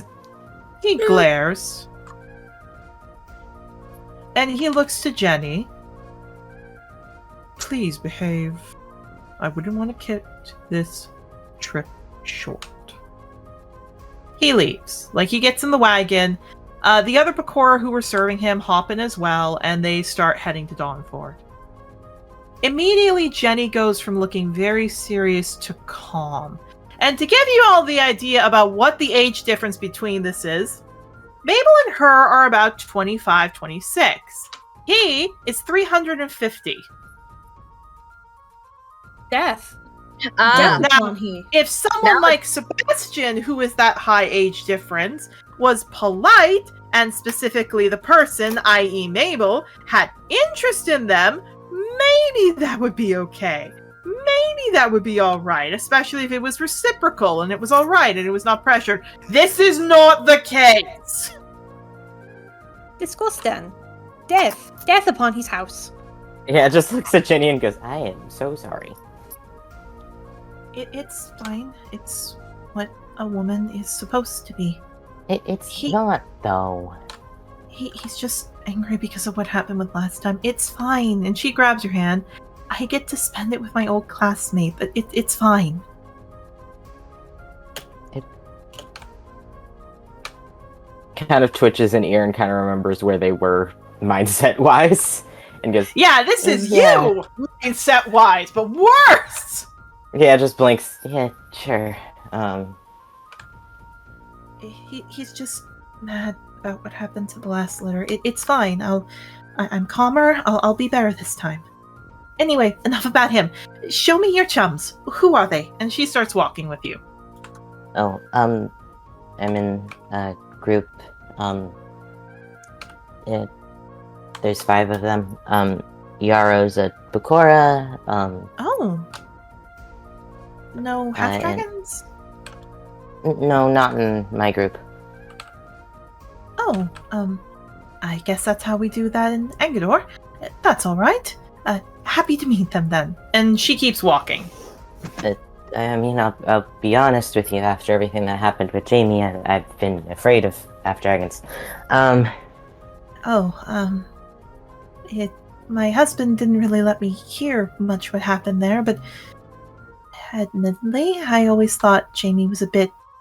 And she kind of looks around, because she's trying to make sure he's not there. A bit rude, if I'm being honest. Yeah, let's phrase it as that. Just nods. I'm sorry if I can't do more. I don't want to make him unhappy. It's not your responsibility. She I'm looks... I'm only pissing him off because I know he can't do anything to me. That's fair. So, where's Amelia? Do you not know about the trial? Mabel, after we graduated, I was married off. I didn't finish school. I got arrested for necromancy, and then things happened. So Amelia and you broke up? No, Amelia's... I mean, she got executed. I don't think she's dead, but... Yeah, she hugs you. Mm. Yeah, she hugs you very tight. I'm fine now. Well, I know from when we were together that whenever you say you're fine, that means a lie because your tail twitches. Thank I know you. when you're lying. You're a liar! Thank you. Mabel has, like, over her shoulder such a look on their face of, like, okay, great, I can't even get away from the accusations now. But, like, just... Oh no! Not allowed it to makes lie. even better. It goes even better. She goes, you have to give your friend enough credit that I know when you're lying. I know every time Jamie came up near you and you said you're fine, that it was a lie. So I just memorized whenever you said you were fine around Jamie, that whatever you said is a lie, and your tail's twitching. That's fair. Just sighs. Moves back a little bit. It's a long story I don't particularly want to get into. But that's the Okay, reason then I we won't. live. It's the reason I live with the Sovereign. That's it. I heard that. My husband actually said or asked why I wasn't that interesting. But Trust me, you don't want to be interesting to him. the sovereign is the one who gave us all, but none of those politics. And she takes your hand and starts running. Come on. Just nods, following her. Indeed. I'm glad for the everyone suffering here- I've been suffering through my entire life is just politics to you. No, they're not saying that. It's what the culture of Sovereign's Keep brings. That's the problem. That's why Mabel's not upset about it. I cannot express further that Mabel's like, I understand fully exactly everything that's happening in this conversation because I was like this 7 years ago. I've been in this headspace, baby. I know it. As well, for people who are curious about what a quartz dragon is, in the D&D books, they're called crystal dragons, but because specifically I have the branch off called gem dragon, I don't like crystal and gem being used the same thing, so I like to break it up. So the quartz dragons are the crystal dragons. So she's got like spines under her neck and a little bit of like a pouch, if we will, a horn, spines on the back, on the top, and then a tail that splits in two. Now, Mabel, you have spent quite a bit. You managed to get a little bit of food. Jenny gets it for you. And as you all meet up to head to classes, that's when you see Mabel has another half-dragon with them. And doesn't look familiar to you all at all. But this girl is in a dress outfit, looking very feminine, and is talking with Mabel, and she is a noble-born, it looks like, and he does not seem upset, which is rare. At which point, because I'll say the other half-dragons are nearby with all of you, basically, Ray takes a bite, looks at the woman, and you just see her tail goes up, eyes go wide, tail whips back and forth. Okay, who's the hot lady? Lesbian moments. Lesbian moment. Rustling. Look, I can also appreciate a nice, hot, masculine man, but dang, who's the hot woman over there? I think Where Jenny are should you get from? railed by Ray anyway. I mean, I think it would fix everything. It would I think it would literally fix fixes everything. I mean, to be fair, the start of Mabel waking up from this exact mindset was getting railed by a hot feline lady. So... Oh no, let me tell you this, it's gonna get better. Because of how repressed this woman is. Can I just... Wait, so we're all there? You're all there, you're cleaning up your plates, because again, you have to take your tray, you have to go take it to an area to get washed. So you all see that Mabel is having an apple in his hand, or like some quick food. Ray, again, mentioned who's the hot lady, and this very noble woman who's eating like a small sandwich is there. Yeah, Rustling tilts her head to the side. I don't know, but I'm going to find out. She is going over. And there goes Rustling.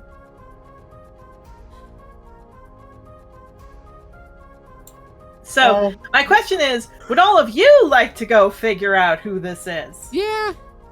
Yeah, Yarrow's gonna come over because he wants to make sure Mabel's okay, because I'm assuming Mabel doesn't look like, other than like looking like he's having a pleasant conversation, I'm assuming he doesn't look okay. I will say, if this is like after breakfast, like when Octavio notices Mabel's not there, he just kind of turns to the entire party and goes, "Guys, I think we have another old man we have to kill." Probably. If Mabel's gone, there's an old man involved. If Mabel's gone for this amount of time, there's something with an old man going on. So, Wait, So- this is my circus and my monkeys. Here's the funny thing. Sorry, no. All of you. No, I'm sorry. Have you seen that meme where it's like, this isn't my circus, but that's my monkey? No, I have not Yes. done that. That's not my wrestling. circus, that is my monkey. Here's the funny thing. I will say this as well for anyone who went to go have an interaction. It was just like, what I will say is just common things. The talks you would have had, I'll say was kind of just quick because of food, Mhm. because I realized I want you all to get settled into your classes. You'll have main talks with people at lunch. That fair with everybody? Yeah. I get to see my daughter. Indeed. So, as all of you are walking over, you actually pass Clover first, who's muttering something and looking unhappy as she's walking past all of you. Yarrow will stop. Clover? If I stop and I can explain anything to you, I'm going to spew shit. Let me walk. And she just keeps walking. Okay, yeah, definitely talk to Mabel about this right now. Okay. Yeah. Wrestling's realizing she has a type, and that's an angry woman. Fucking same. Anyways. Great time to be figuring that shit out. Okay. Look, Wrestling wrestling is wrestling, trying. shaking hands on angry women. Look, wrestling is trying to be more open because her daughter should not have had to carry that weight of knowing when her mom is panicking. I'm sorry, it's the image in my head of like wrestling in her head, having like a pros of dating Mabel list, and it's like, nice, respectful to my kids, Dario likes them, and then right beneath that it's, I could hypothetically date Clover. I am I could primarily date a Clover. lesbian. There are 2 exceptions. Anyways, gonna go check on Mabel. What the fuck is happening? Yeah.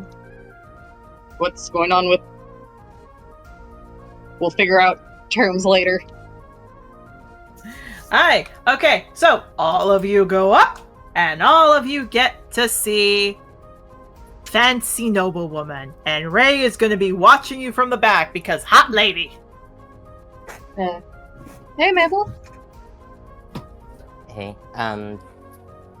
glances at Jenny and goes, and turns back to the group and just goes, guys, this is, Jenny, not Fairbrook anymore, is it? No. Avarice. Jenny Avarice, my friend from school. Does that last name seem familiar to us?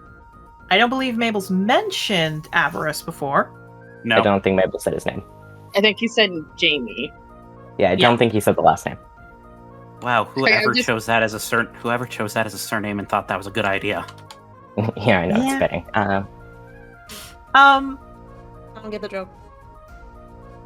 I will say, Jenny comes up and she sticks her hand out to Octavio first. Hello.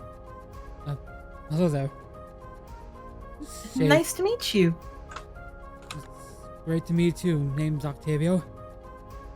Nice to meet you, Octavio. My name's Jenny, as Mabel just said. She goes up, and here's the funny thing. When she sees Yarrow, that's when she falters a bit. Oh. I'm not used to New Age in a school environment. You must have worked really hard to be here, and she's shaking your hand, Yarrow. Mabel very quietly next to Jenny goes, that's a little bit racist. Right. Sorry. You could say that if it makes you any more comfortable, I'm King Methuselah's son. Oh, well, that's very good to know then. And she's shaking your hand. She looks over to you, Shadow.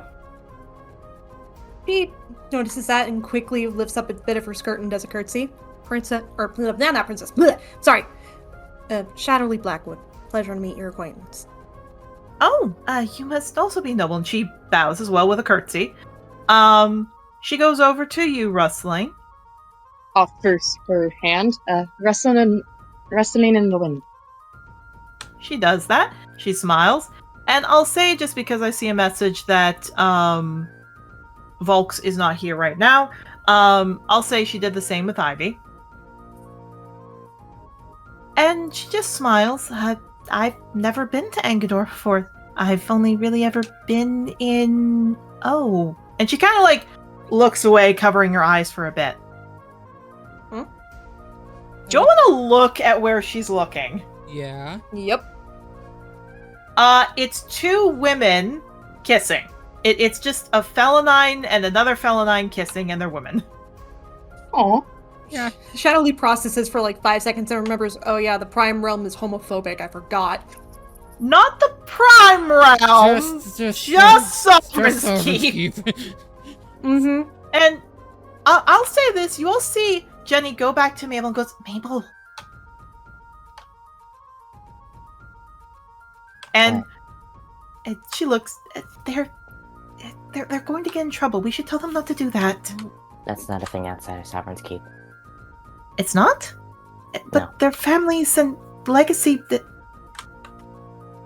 Oh. Whoa. They're not nobles, Jenny. Whoa, there's a lot going on here. Hold on a second. Like, no, Mabel not paying attention to the rest of the group just goes like, they're not like us, Jenny. Oh. So commoners are allowed to do that? Yeah, usually their families don't care that much. Well, sometimes. Sometimes. That's a good point. Yeah. It's dependent on the family, I guess. Well, I've never met non-dragonborn, half-dragon or kobolds before. It's very nice meeting all of you. It's nice to meet you too. Any friend of Mabel's is a friend of mine. She nods, looks over.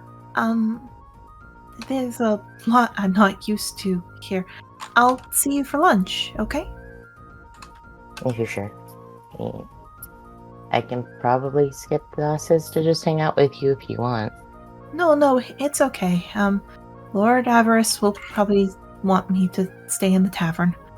He doesn't believe it's good for women to seek higher than what's expected. That Octavio gives one of the most, one of the most disgusted looks on his faces you probably have ever seen. Hearing that, Rosalind's eyes narrow. With the most deadpan expression, Mabel just goes, "Interesting how I met his son in school then. But all right." Just nods. Well, that was the expected education for us, not above that. But no, she curtsies. It was great meeting all of you. And she walks off. She leaves the school, goes out to the tavern. All of you see Ray just flop hard on the ground, and you just hear her goes, Mabel! Just looks at her. Oh, there's no way, honey. I'm sorry. Please! And she comes up, please, I will do your homework for a month. Let her be her lesbian awakening, please. You know, I wish, but crossing that man is not a good idea. Oh, come on. How bad can he be? Is he like you have Iron no Boot? idea what that man put me through.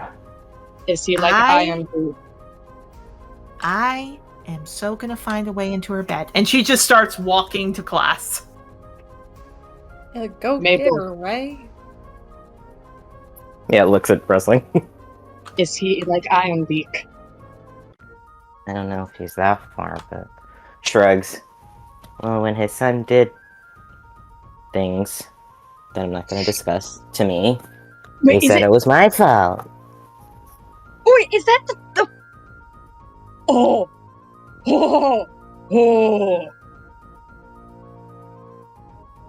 Oh, him.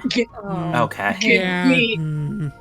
Give me the word and I can neuter the fucker. I don't want anything to do with that family anymore. Aye. As well, for a little funsy, Ivy, just to double check, are you back? Maybe. Okay, I think he still needs time. As a funny then, for all of you to get to see, because I find this hilarious, you all see Vinny, who none of you have really met Vinny before. You've seen a bit of Vinny. You can guess it's Vinny because he has no school uniform. He's kind of in like a little bit of a cloak, and he walks up to all of you.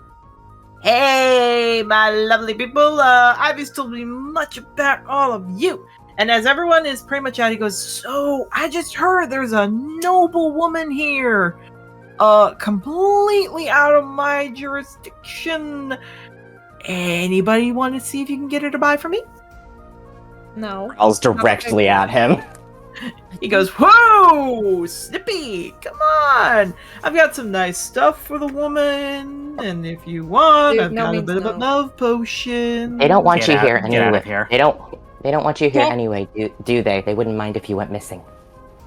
Fuck Look, off. not like non-consensual love potion, just an aphrodisiac called dragon nip off. for the lovely little lady. Yarrows slowly starts to pull out his signal whistle. Okay, and he stomps. Oh, Ivy, she's got to deliver some roots for me. Right. Yeah, she's growling. By the way, he kind of sticks his out. By the way, do any of you know if she's free? Because she is hot. Growling Go again. look. Okay. I want to fucking If turn it it wasn't- into. If it wasn't for the fact that she was already married, she'd definitely have a lot of options here at the school. I want to turn him into a deep fried fuckface. I wish that I could get her out of that fucking marriage and that mindset, but the circumstances that led me to get out of that mindset, I'm not gonna replicate.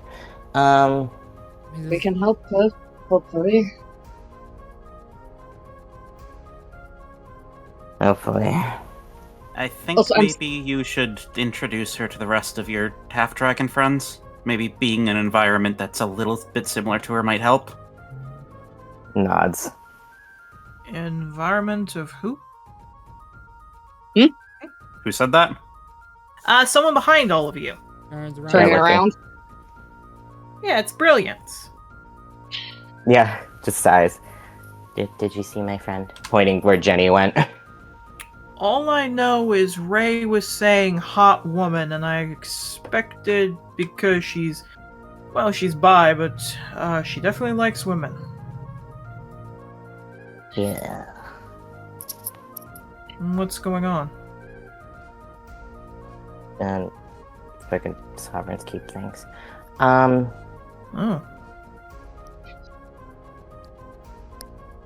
Do you want to tell them, or do you need help ripping off the band-aid?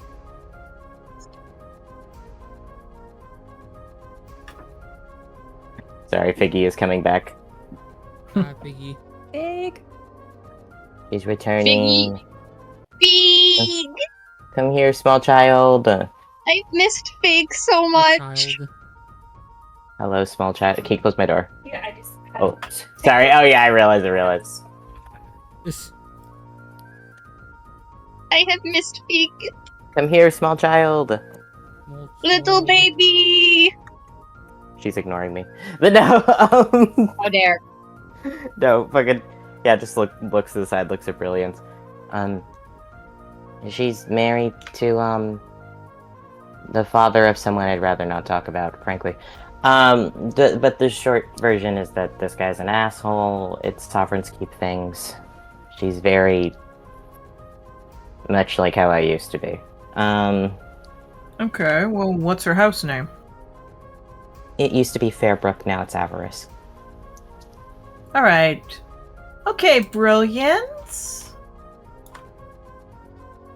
Let's see if you're going to be brilliant today and remember that word.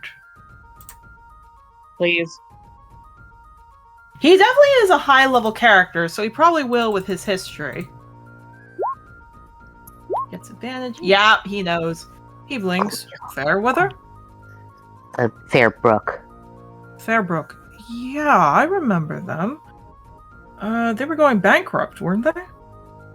You know, that explains why they would marry that family. The Avarices, on the other hand, have a lot of money. From what I heard, they're buying up businesses in Sovereign's Keep. However, the Fairweathers have other children. Maybe they were trying to avoid having their businesses taken? You trying to get her out? Hopefully. Oh, that's easy. if one noble family takes interest in another's wife, they can just buy her. Just blinks. What? There's a moment where Mabel's just staring into the distance, like, why do I keep having to buy women? But your house wouldn't count for it with what I've heard with the Starkeeper lately. Yeah. So it would have to be like a noble name of equal renown type of thing. Yeah, like Ray. Looks over at Ray. Looks at Ray on the left. ground. I will tell You Ray all- that she can apparently get a girlfriend by buying her. You all realize that Ray is the princess of her kingdom. Yeah, I remember the this. Princess of all chromatic dragonborn and half dragon. What? Oh. Did not know Ray. Yeah.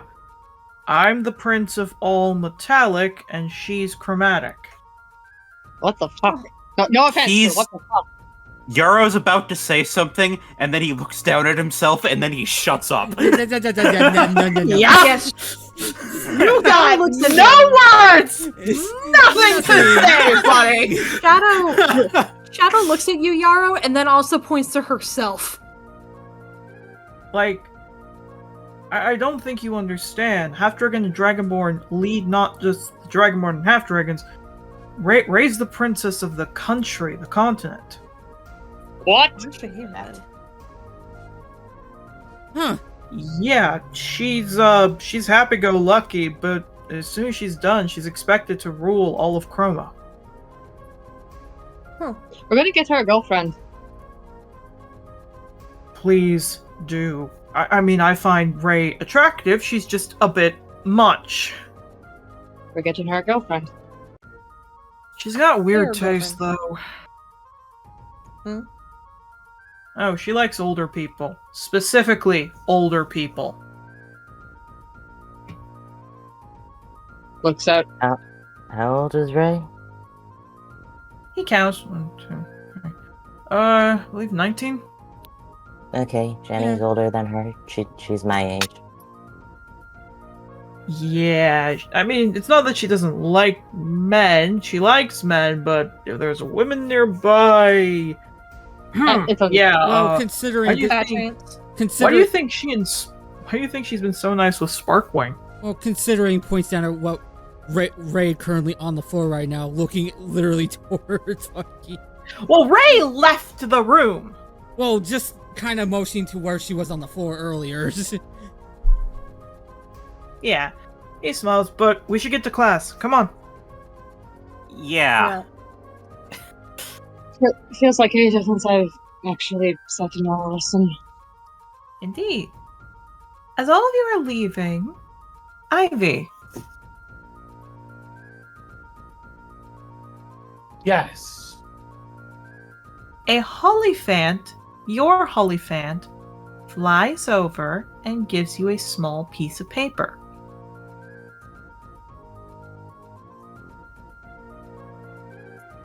Yeah, she takes it. It specifically says, "You can be a little bit late for class. Meet me by the edge of the forest now. We have to talk." Any signature? None.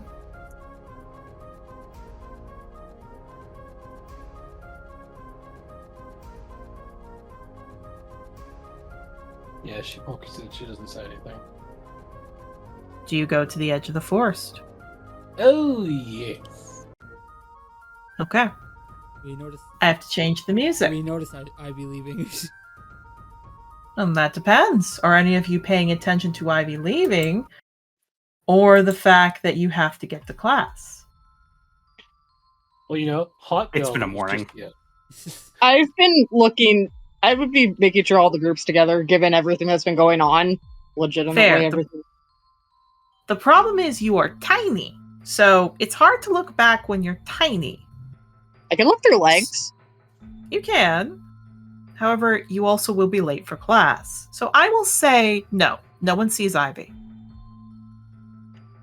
She's gonna do like a thing that I've done, where she starts hanging back at the group a little bit, and then starts going a bit of a slower pace, and then just naturally breaks off in a way that doesn't seem out of left field. Okay. So you do. You also go off on your own a lot, so... Yeah. So, let me explain this to everybody. What ends up happening is that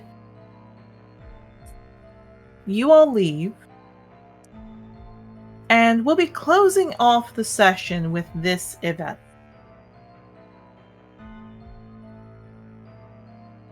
Ivy, you go to the woods and you don't see anything. You don't hear anything. You don't sense anything. What you feel, however, is a bag get thrown over your head. Ah! Oh no!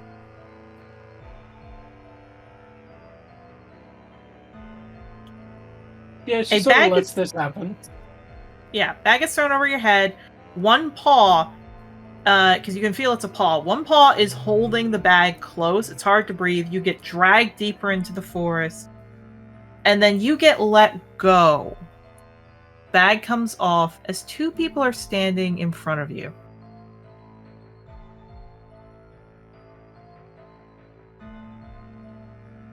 And who are they? One's a badger folk. Large, furred, with a good bit of clothing on her. Looks like adapted for streetwear. The other is a weasel sleek fur. Oh, fuck. Yeah. The weasel sleek fur is looking very happy. The badger folk is not looking happy.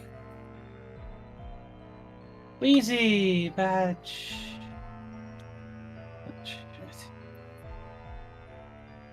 I don't want to be here. I do.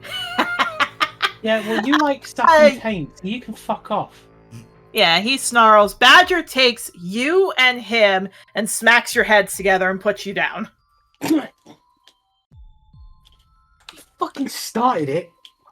Yes, and you're being a welching little whiner. Now shut I'm up so and sorry. listen. I mean to fucking weasel. She gives you a look. She gives her a look of like, it's Weasel. I know it's Weasel and he's a bitch, but please just Hey, don't be mean to listen. Weasel. Dear God. She rubs her head. Look, we had to sneak through a bunch of guards. Could you Yeah, I'm both impressed listen? you two got here. Especially you greasy little fuck. Mama's not happy.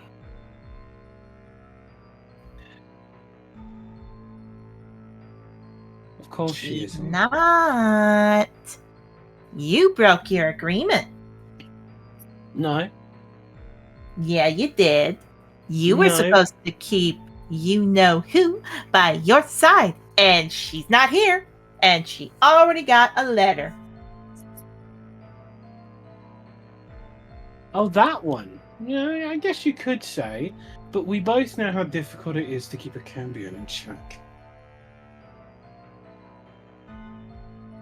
Disdain was supposed to stay by your side till you killed them. Furthermore, you're walking around like some hoity-toity noble with them. They're not your friends, and you know that.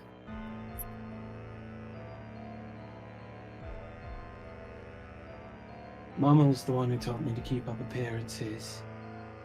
Yeah, and you were also supposed to keep the Cambion there till she either killed all their kids or all of them. Not leave them out there.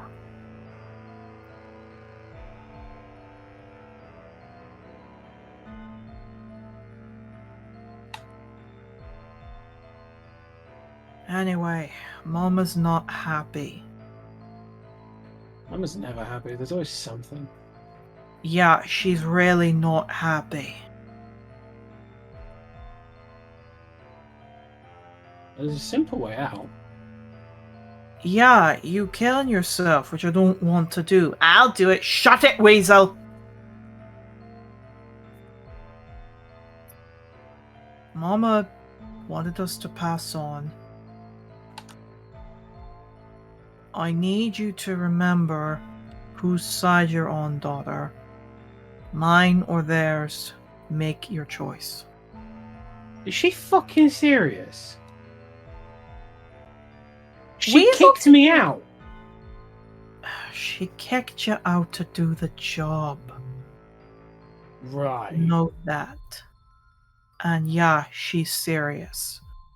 From a bag, it's a preservation bag that she pulls out a bloodied cloth with something in it.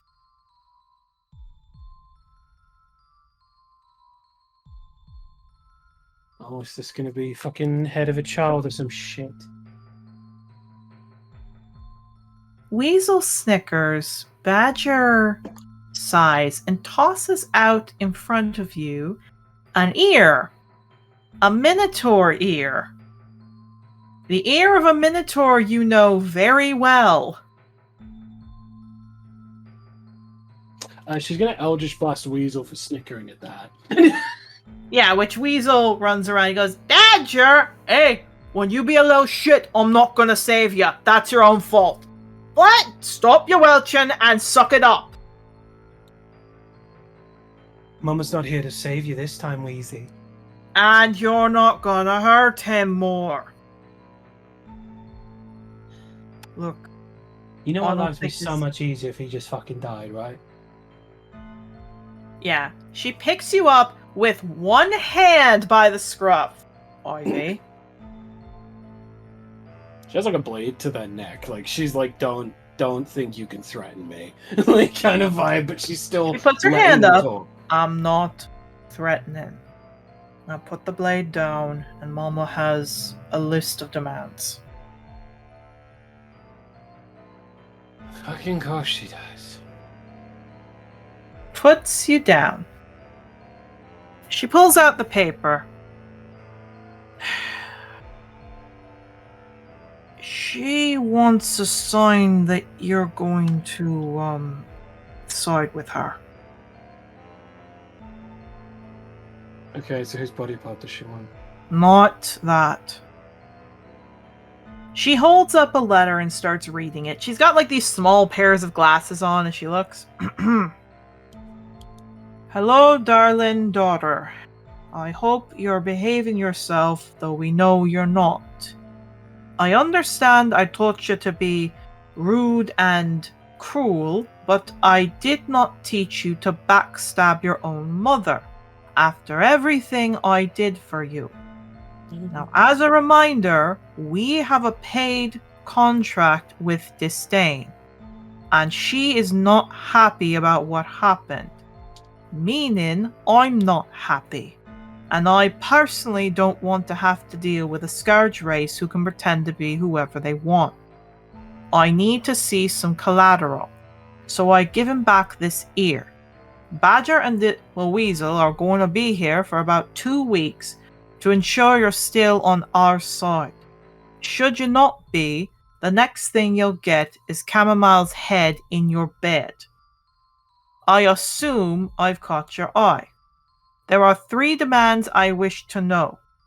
1. You will send a letter to Disdain by the end of this week out at Fort Blaze to alert her that you're still on her side. 2. You will get 1 set of feathers from the little baby you gave Mabel. And 3. You will talk with Elrune and pass this letter on. And she holds out the letter to you. She opens it immediately. Like the moment it's passed to her, she doesn't give a fuck. She's like, no, I'm reading this before I fucking give it to him.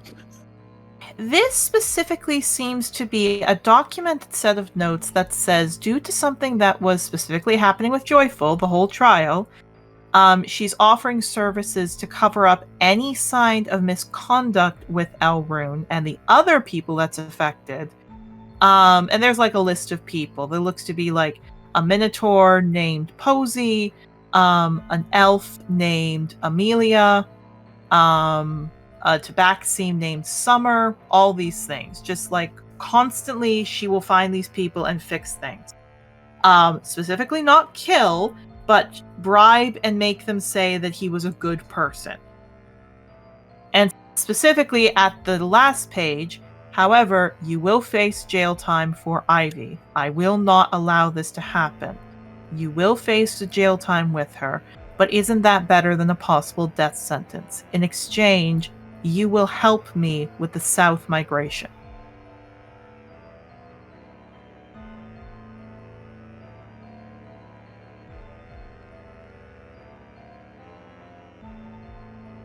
Ivy just reads this. Something in her head just snaps. Okay?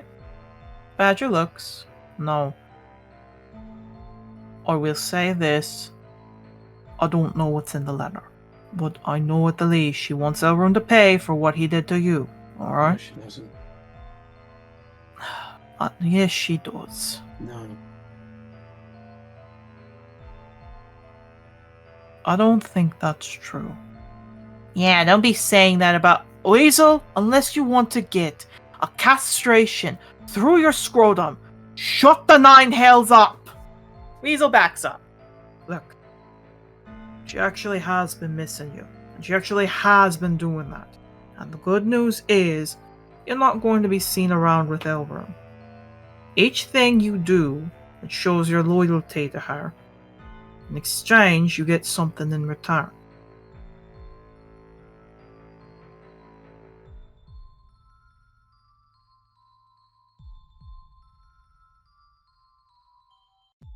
Mm-hmm.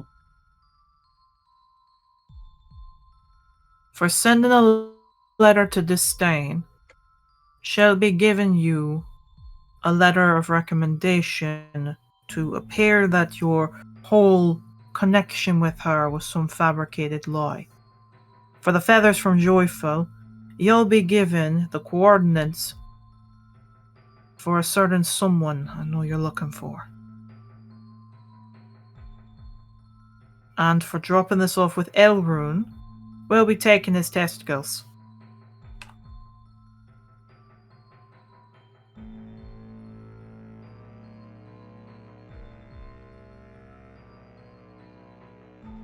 See.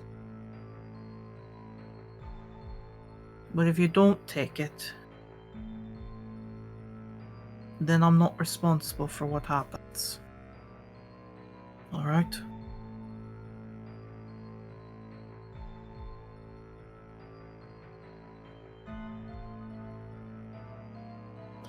You know, I've said that a lot.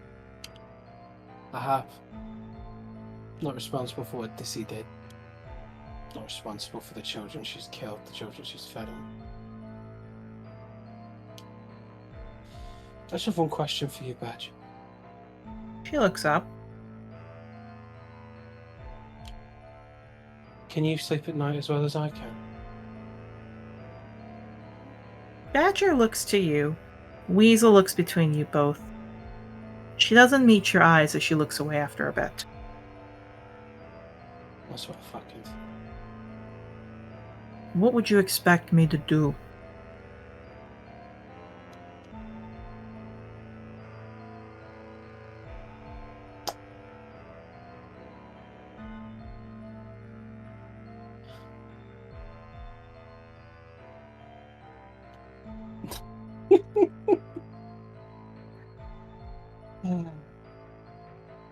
I've got family to protect.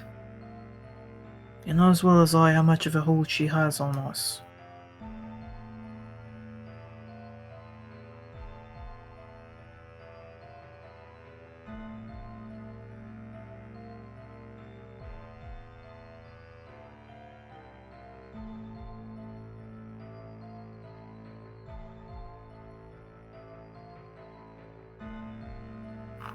Yeah.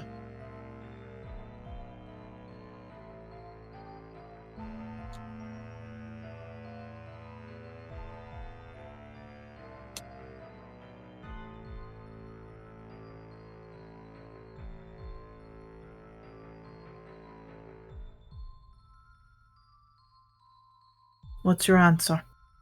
So how do you recommend to start doing this stuff then? Yeah, Weasel looks surprised. Badger looks like she gives a nod. You made the right choice. If I were you, I'd do it in the way that's least painful. So, in the case of Joyful, you don't have to rip the wing feathers off of her. Just give her a brush behind the wing. We just need a few. For the latter, just write when you can, by the end of the week. For Elrune, you just tell me, come back to the forest by the end of the night. Tell me when you're going to go see him. And just make sure it's near the forest. We'll handle the rest. To be honest, I don't get why they said they needed that request. I don't know. Dragons are weird. Apparently they think taking some elf, well, testicles will increase their fertility. I don't know.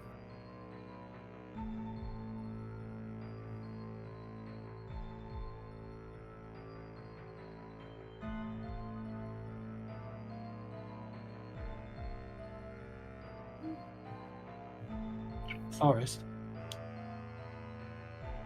Oi, here. Bring him out here, alright?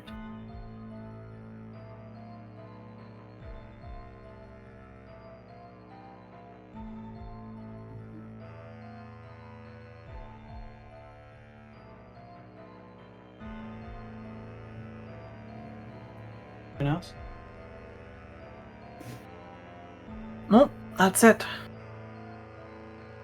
Weasel chuckles. I bet she's going to. At which point, she takes her claw, and to explain to everyone what she does, she takes her hand, her thumb claw, and stabs it through the jaw. Not hitting the brain, like through the jaw of Weasel's muzzle to shut him up. Oh, look at that. Sweet silence. No. And she goes over to Weasel, she like pulls him away from Badger. Which rips the claw out as he screams and coughs on blood. Hey, it's alright. It's alright.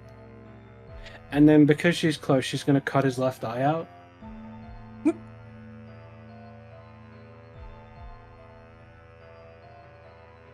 Yeah, in a quick... he screams. Now I have to give him something to regenerate that. She just says, Weasel's screaming, as she leans down and says, "That was for Trent." And she fucks up and she walks out the forest. You do. Ivy. Making deals with the devil. So, for everybody here, it takes you a bit. When you're sitting down, you realize Ivy took a little bit of time here. However, eventually all of you are sitting down, and what's the best way I can describe this? Because I got my days mixed up. Social studies was supposed to happen last session, and arts was supposed to happen then. Once again, history class is just standard. There's nothing going on. There's nothing too big. Basically, there's nothing huge that happens, if we will. Banyu just teaches about the history of funeral games and how the money's raised for the family. And then social studies comes around. And that's when things are different. Because Rustling, when you come into Seagrass's room, Gale's with you. Seagrass isn't in there. Looks like he's grabbing some things and having fun and blah, blah, blah. But as soon as he walks in, and as soon as he sees you, but specifically Gale, he just drops his book, looks to all of you. You too. He points at Gale, he points at you, Rustling. Come with me now. Class is canceled for the day. He looks, here are your papers, and he like throws them up, and he's walking quickly out of class. What the fuck? For everyone here who is curious about what you all got in your grades, one moment, I have that written down. Hold on. Mabel, you got a C. Yarrow, you got an A. Octavia, you got a C. Rustling, you got a B. Shadow, you got a C-. And Ivy, you got an A. Yeah, sounds about right. The sea dragon, however, looks to you, Rustling and Gale, and nods to head outside.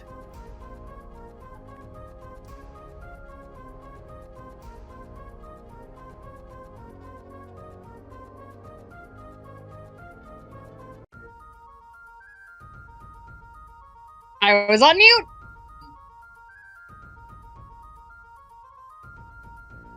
I said, I guess we're going. Because what the fuck? Gale and you head out. Seagrass immediately looks at both of you, and he starts tearing up. Are you okay? I don't believe it. Eh? He just smiles, tail wagging, as you see he pulls out from a bag a shawl. He throws it over himself, and suddenly what's standing before you is no little bunny. Oh. Now, Gale is a sea otter folk. What you see before you is a very big, very happy leopard seal. Oh, I'm going to be very small. Yeah, he starts like flopping around both of you. And he smiles. I have 2 nieces! Huh? Yeah, he just smiles. You're Belladonna's kids, aren't you? Hey? Gale looks shocked. He smiles. And again, he just claps his hands very... He's doing the thing the seals do, like they have on social media, where there's like a toy on the back and it's just like very quick slaps. 1-800, are you slapping? Rustling's autism, the tism is strong today. Because the first thing out of her mouth was like, oh, so that's where Daria gets it from. Oh yeah. Any princess of the sea would have that. Huh? Your mom's the princess or queen of the Selkies. And that's where we're gonna cut it today, folks! Oh boy! She's what? Well. How many people here are royalty? Many! I wonder why I did that. See, as far as Rustling. Oh, sorry. as far as I know, Octavio's not royalty, right, Eric? Right, Silver? Right, Silver? But no! Erica, Actually, why there aren't is you one last answering thing. that? There is one last thing he'd mention. And he looks. Yeah, I'm your uncle. So, where's your dad? Yeah, her face kind of goes stormy. Which one? What are you talking about? Which one? Your dad. I found He's out I supposed to have a... protect you both.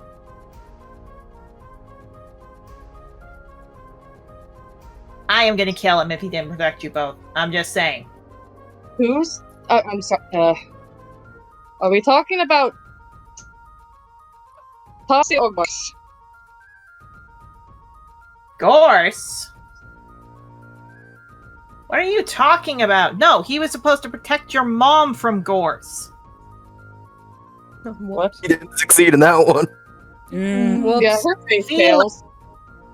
Felix Thunderwave. Where is he? Her face pales as her ears go down. That's where we're cutting it today. Hey, remember when I said that Speedwell looks a lot like Felix, but not Gorse? Whoops. Womp womp. Fuck. Well, that's what he did with your mom. Anyway, I will see you all later. Have a good time, and next time we deal with Ivy's consequences and Rustling's mother's consequence. Bye-bye, everybody! Bye-bye! Goodbye. Well, this is a hell of a way to be welcomed back, I guess. Yeah, two of you are children of the professors. Sup?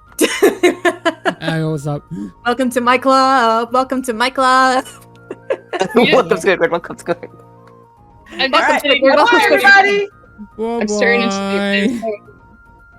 the 1-800 are you slapping?